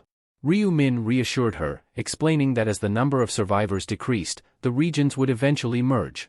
She then asked about his level, and he revealed he was at level 10, which she noted matched her own. Curious, she inquired about his class. Ryu Min responded that he didn't have a class yet. Julie mentioned that she was fortunate enough to acquire a class change item. Feigning ignorance, Ryu Min asked, "A buffer? Is it like giving buffs in a game?" Secretly, he was pleased to hear she was a buffer. It fit perfectly with his plans. Julie excitedly offered to show him her skill, explaining that her buff, Bless, boosted all stats slightly. Ryu Min, intrigued, said he would love to see it. With a smile, Julie activated her buff, eager to impress him. When Julie extended her hand, a green pattern appeared in the air before her, glowing softly. A notification window popped up, indicating that the blessing would last for 3 hours and that all of Ryu Min's stats had increased by 50%. He expressed his admiration for her skill, thinking to himself that it was a remarkable effect for a special talent. He also realized that once Julie reached her maximum level, the effectiveness of her ability could double, enhancing the buff to a total of 100%. That is, of course, if she managed to level up to the highest point. Regardless, he was pleased to have the buff, especially since meeting her had served that exact purpose. Ryu Min remembered the random gold pouch he had won as a reward for completing his first-class change subquest. The pouch contained a random amount of gold, determined by his luck stat. The higher his luck, the more gold he would receive. He thanked her, stating that the effects of the buff were impressive. Julie beamed and said he only had to ask if he ever needed another buff, reassuring him that casting it was effortless for her. Sensing there was more she wanted to say, he asked what else she had on her mind. Julie hesitated briefly before thanking him again for the 10 million won he had offered. She added that her father was also grateful and wanted to convey his thanks. However, Ryu Min sensed there was something more, so he probed gently, "Is that really all you wanted to say?" She shook her head slightly and explained that she had been thinking of something else. Reaching into her bag, she pulled out a glowing object. Curious, Ryu Min asked what it was. Julie explained that she had found the item while hunting, and since he refused the money, she wanted him to at least accept this as a token of her appreciation. She insisted he take it, making it clear that she was sincere and wouldn't take "no" for an answer. They finished their meal, and Julie suggested they meet again sometime. Ryu Min nodded in agreement, advising her to stay safe in the upcoming round. She eagerly agreed, saying they should continue surviving and meeting at the park. After she left, Ryu Min was alone. He pulled up his inventory screen and inspected the object Julie had given him. It was a low-quality purple magic crystal, not particularly valuable but potentially useful. The crystal Julie gave him was a delicate, stunning purple stone with a faint mana aura. Ryu Min hadn't expected her to gift him something like this. When he removed it from his inventory, he noted the brief description, which didn't offer much insight into its properties. He had no idea what the crystal could actually do.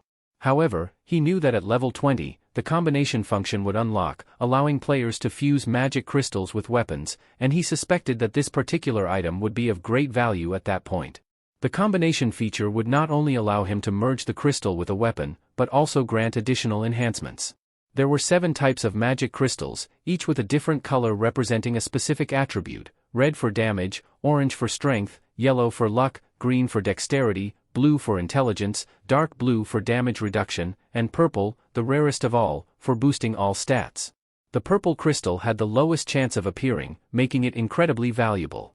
Ryu Min felt fortunate to have acquired the crystal so easily. It was a testament to his high luck stat in real life. He decided he would save it until he reached level 20, when he could truly unlock its potential. Glancing at his screen, he noticed the Bless effect still had 30 minutes left. He debated whether to open the gold pouch before the buff expired but realized he first needed to make use of his Butcher rune to maximize his stats. The rune had a unique function: every time it killed a living entity, including something as small as an insect, it would increase all his stats by 1%. Since there were no insects to hunt in the alternate world, he had to kill monsters there, but the real world had no such restriction. He opened his bag and pulled out a plastic packet filled with 100 mealworms. Feeling a bit guilty, he placed the packet on the floor and apologized to the small creatures before raising his foot to crush them. A notification appeared, displaying a kill count of 45 out of 100, which resulted in a 45% boost to all his stats from the Butcher rune. Moments later, another window popped up showing the kill count had reached 67, raising his stat boost to 67%. Each update confirmed the rune's effects, steadily enhancing his abilities as he continued. Ryu-min continued using the Butcher rune until his kill count surpassed 100.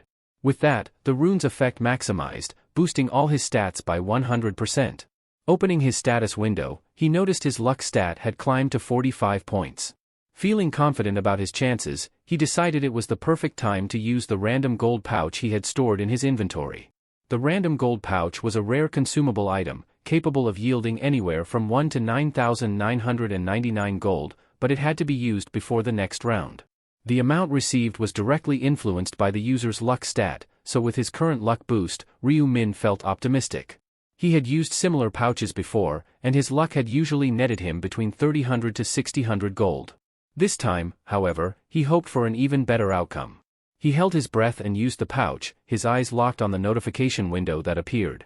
To his shock and delight, the alert showed he had received the maximum amount, 9,999 gold. A wide grin spread across his face, the bless effect had indeed paid off. Checking his total gold, he now had 16,249, a substantial amount, more than enough to purchase an epic item. However, since the specific item he wanted wouldn't be available for another 2 weeks, he decided to save the gold for now.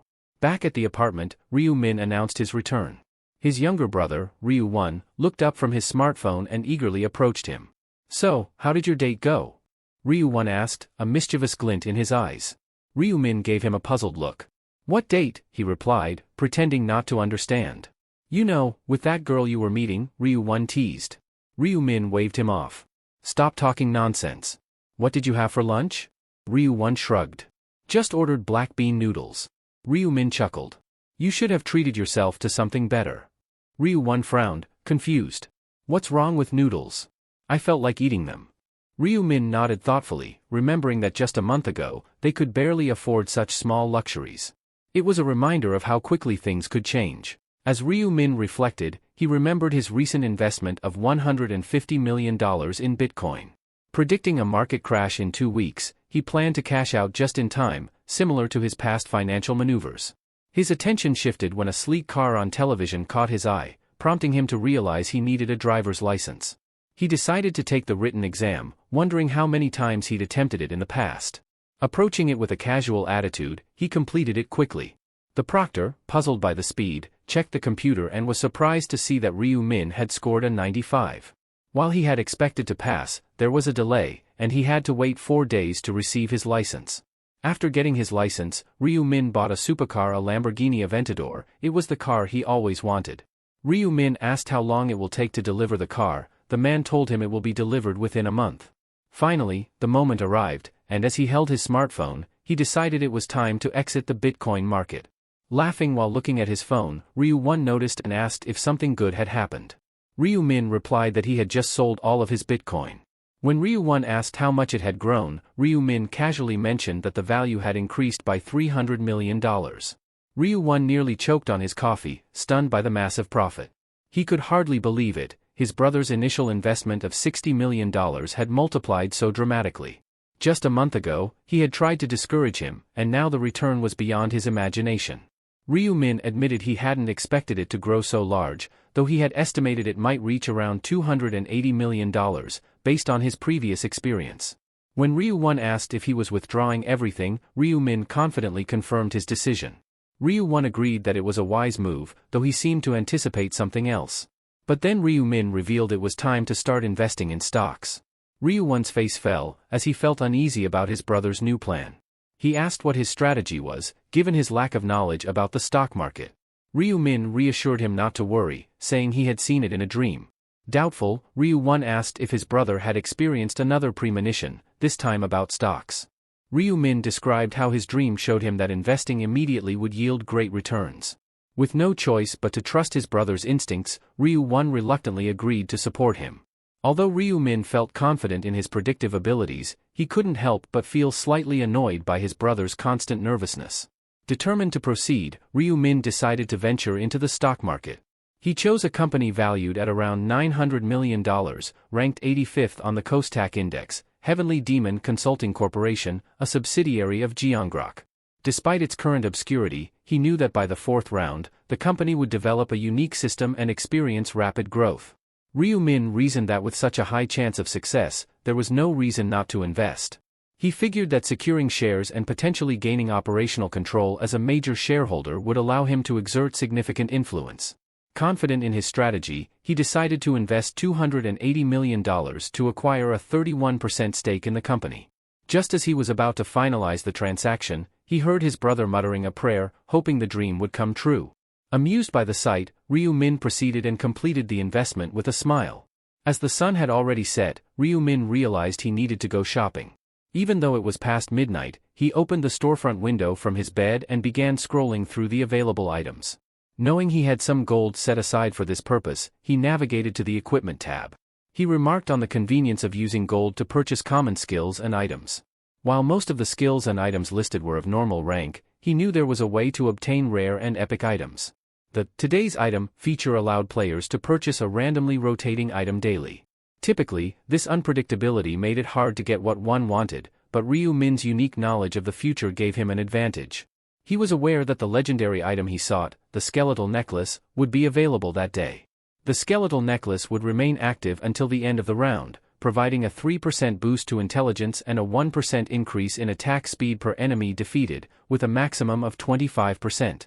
Priced at 4,600 gold, the item offered excellent benefits at a reasonable cost. Feeling a surge of excitement, Ryu Min quickly made the purchase, satisfied with its ability to enhance his attack speed. After confirming that the item he wanted was indeed available, Ryu Min decided to use it after completing his advancement quest. He retrieved a 50% discount voucher from his inventory, planning to use it on the purchase of the skeletal necklace. Upon clicking buy, he was stunned to find that his remaining balance was still 13,949 gold. Sitting up in surprise, he realized he had far more gold left than anticipated and started planning his next purchase. Initially, he had intended to use the leftover gold to buy a set of standard equipment, but then he considered a better option, purchasing another common skill with the extra 6,000 gold he had saved. After all, common skills were more useful than basic equipment. Motivated by this new goal, he resolved to quickly gather the 6,000 gold needed. Fortunately for him, the third round promised to be filled with plenty of monsters. As time passed, March 1, 2023, arrived. The moment had come when all players were transported back to the alternate world.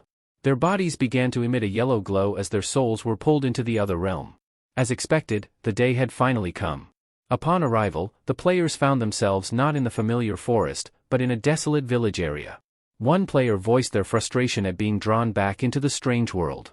Looking around, they noticed the village was in ruins, its structures reduced to rubble. Another player pointed out that this wasn't just a village but rather the remains of one. In the center, they noticed a glowing purple crystal surrounded by fortress-like walls, sparking curiosity and speculation about the nature of the third round. Ryu Min observed the tense atmosphere around him. Everyone seemed uneasy, sensing the strangeness of this place. He mused that at least one person, Cho Young-sik, would probably stay calm under these circumstances. Soon, murmurs about Young-sik started to spread among the players. They talked about their regional representative, a notorious gang leader known as Life is a Documentary. They recalled how he had intimidated everyone in the region into voting for him, waving a dagger to ensure no one dared to oppose him. Another player spoke up boldly, saying that instead of that murderer, Black Scythe should have been chosen as the representative. The player next to him quickly warned him to keep his voice down, pointing out that if Life is a Documentary overheard, he could use his authority to command. But the bold player shrugged it off, feeling there was nothing to fear since the authority of command could only be used 10 times. Life is a Documentary heard the remark and began shouting curses at them. The other players mocked him, saying he was acting as if swearing was prohibited and questioning why he was so upset. This only aggravated Life is a Documentary more. He waved his hands furiously, demanding that the crowd listen to him, but the players continued to talk over him, pretending not to notice his rage. His anger grew, knowing that the angel had revealed the power of command to everyone, and the events he had hoped to control were slipping from his grasp. Suddenly, a figure bowed and said, "Nice to meet you, sir," with polite gesture toward him. Recognizing the person, Life is Documentary asked Hwang Yong-min what he was up to. Yong-min addressed Life is a Documentary enthusiastically, but then called him by his real name, Jangsik, leader of the Jangsik gang. Jangsik, confused, asked Yong-min about his intentions. Youngmin responded cheerfully that he do not belong to any gang yet. He introduced himself as a young man in his 20s with dreams of becoming a mob boss. What did you say? Jangsik asked, bewildered by Youngmin's bizarre declaration. But before Jangsik could fully process it, Youngmin passionately proclaimed that he admired Jangsik and truly wanted to join his gang. Just as Jangsik was about to ask him why, Youngmin suddenly bowed deeply, pledging his lifelong loyalty and begging to be taken in. Jangsik smirked, amused. He had encountered many kinds of lunatics in his time, but this one was new to him. He appreciated Youngmin's spirit, so he ordered him to stand up. Then, with a hint of mockery, he asked if Youngmin was sure he still wanted to serve him, even knowing his reputation was tarnished. Youngmin responded with unwavering respect, saying that he didn't care about any of that. He declared that he wouldn't give a damn what others thought, as long as Jangsik accepted him into the gang. Jangsik, looking quite pleased, decided to take responsibility for the young man and raise him as his own. Youngmin, full of anticipation, bowed deeply, expressing his gratitude and sense of honor at the acceptance. Observing this unexpected alliance, people began murmuring among themselves, shocked that Youngmin had joined Life is a Documentary. They whispered that he must be crazy, but as the saying goes, birds of a feather flock together. Meanwhile, Ryu-min blended into the crowd, relieved that everything had aligned exactly as he had predicted. Just then, the angel appeared and asked if everyone had gathered. She scanned the crowd and noted that 99 participants were missing. Her words left the players puzzled, not understanding what she meant. Suddenly, a notification screen appeared, outlining the details of the third round. The primary objective was to protect the relics for 3 hours. The players quickly realized there were now only 4,900 participants in their region, and only 1,225 of them would be able to complete the quest. Confused, they began murmuring among themselves, wondering how so many people had disappeared. The angel clarified that those players had not simply vanished, it seemed there had been some conflict in the real world. She even confessed that she found the concept of human conflict terrifying. A concerned player urged everyone to check how many could still finish the round. As they saw the numbers, anxiety spread through the crowd. Only a quarter of the original group could now complete the round. One player suggested there might be a system error. The angel chuckled when she heard this, assuring them it was no mistake. She pointed out that they seemed shaken by the fact that fewer participants would be able to finish this round and hinted that they might be overlooking something crucial. She explained that in each round, only half of them might make it, but since everyone survived the previous round, it made sense that only a quarter would make it through this time. The players' faces showed a mix of fear and frustration. Before they could voice their complaints, the angel cut them off, insisting it was not unfair. She emphasized that all they needed to do was work hard and rank in the top 25%. She then continued to explain the specifics of the third round. The angel continued, explaining that every 30 minutes, waves of monsters would pour through the castle gates, with the relic at the center of the village as their primary target. To protect it, the players would need to work together through 5 waves. If they successfully defended the relic for the full 3 hours, they would receive an additional reward. However, failure would result in severe penalties. Regardless of whether the relic was protected, each player would be ranked based on the number of monsters they defeated. She warned them that the nature of this round meant there would be far more monsters than usual, though at only a third of their usual strength. But that also meant any experience points and gold gained would only be at a third of the normal amount. Jangsik grinned to himself, thinking that all he had to do was defeat as many monsters as possible.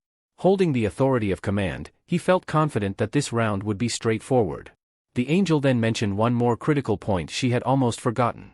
In the previous round, Life is a Documentary had been chosen as the representative. She explained that he could continue to use his authority moving forward. However, she sensed the crowd's curiosity about what would happen if he died. She clarified that if he were to perish due to natural causes, his position would become vacant.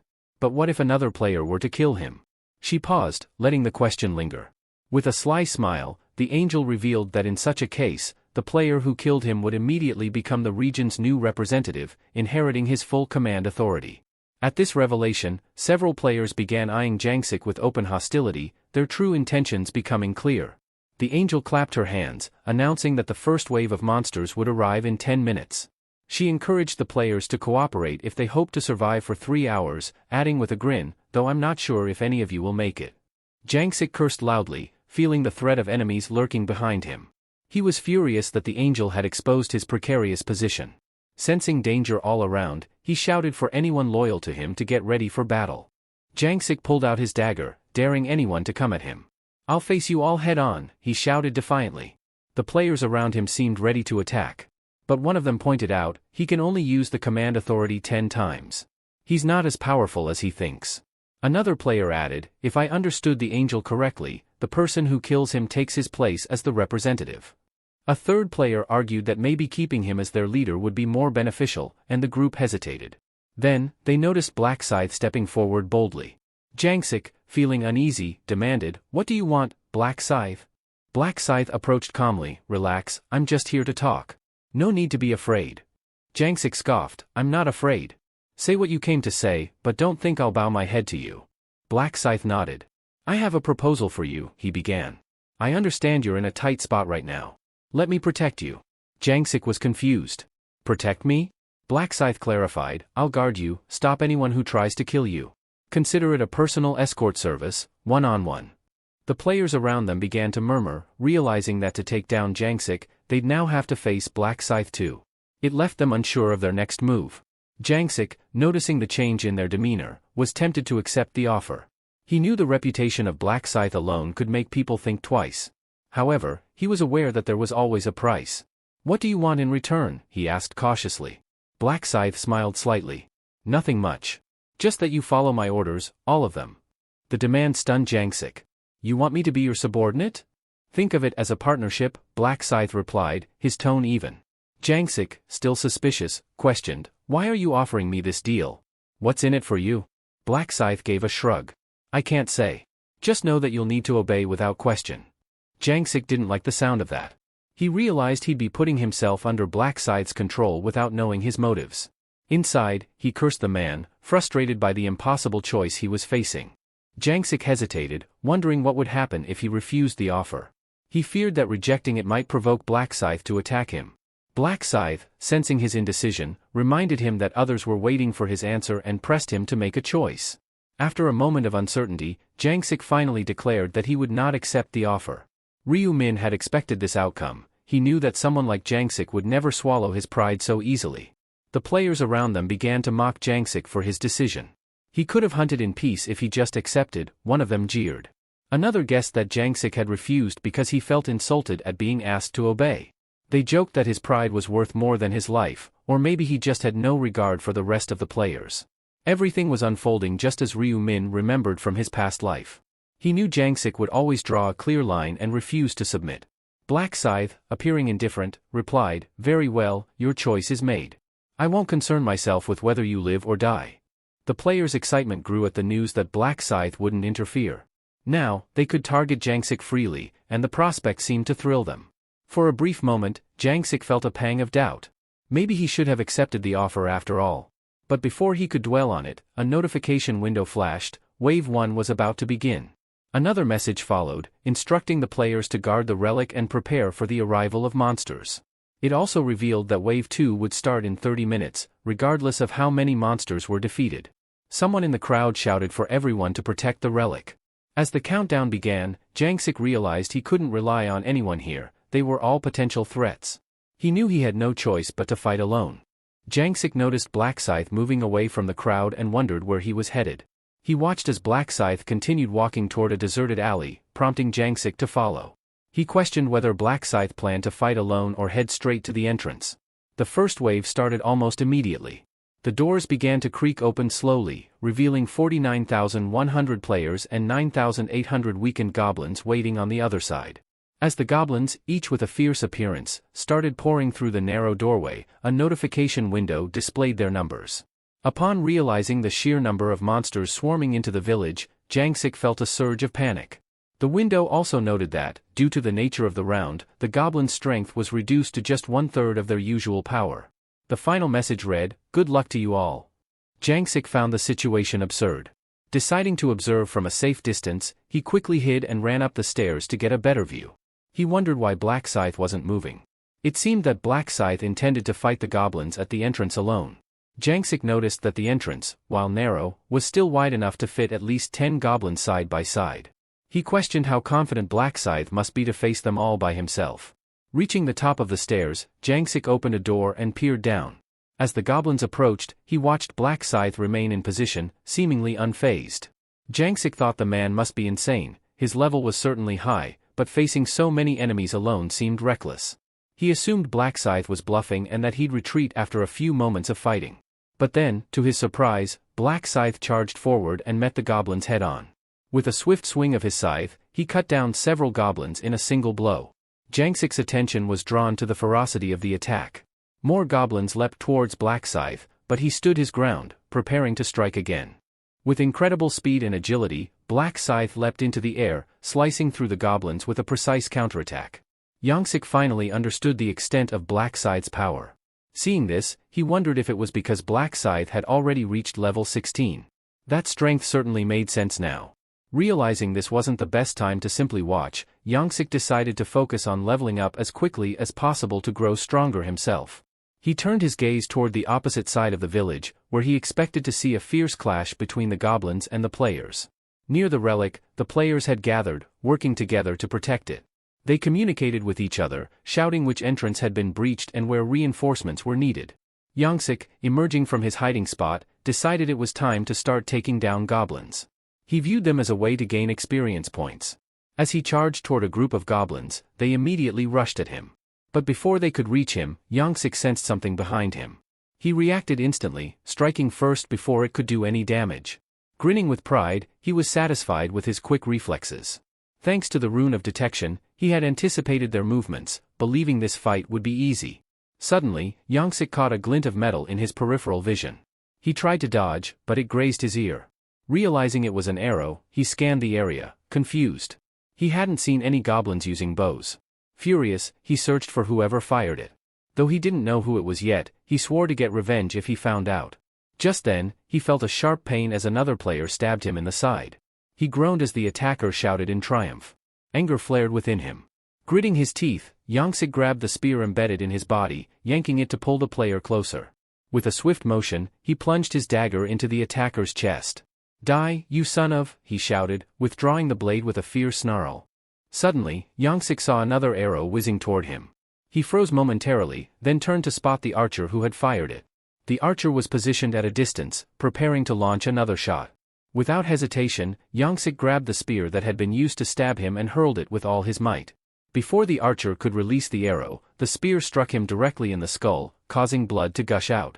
Clutching his wound, Jangsik realized that he needed to be far more concerned about the other players than the goblins. Regret washed over him for being chosen as the representative of his region. He hated the responsibility and would gladly relinquish the position if given a chance. He began to wonder if refusing Black Scythe's offer had been the right choice, but his pride wouldn't let him become anyone's subordinate. As he wandered around, trying to devise a way to hunt without worrying about the other players, he noticed a goblin being brutally slain nearby. He quickly recognized the attacker. It was the current regional rank 3, known as Black Dragon. Jangsik smiled when he realized who it was and approached him. "Who are you?"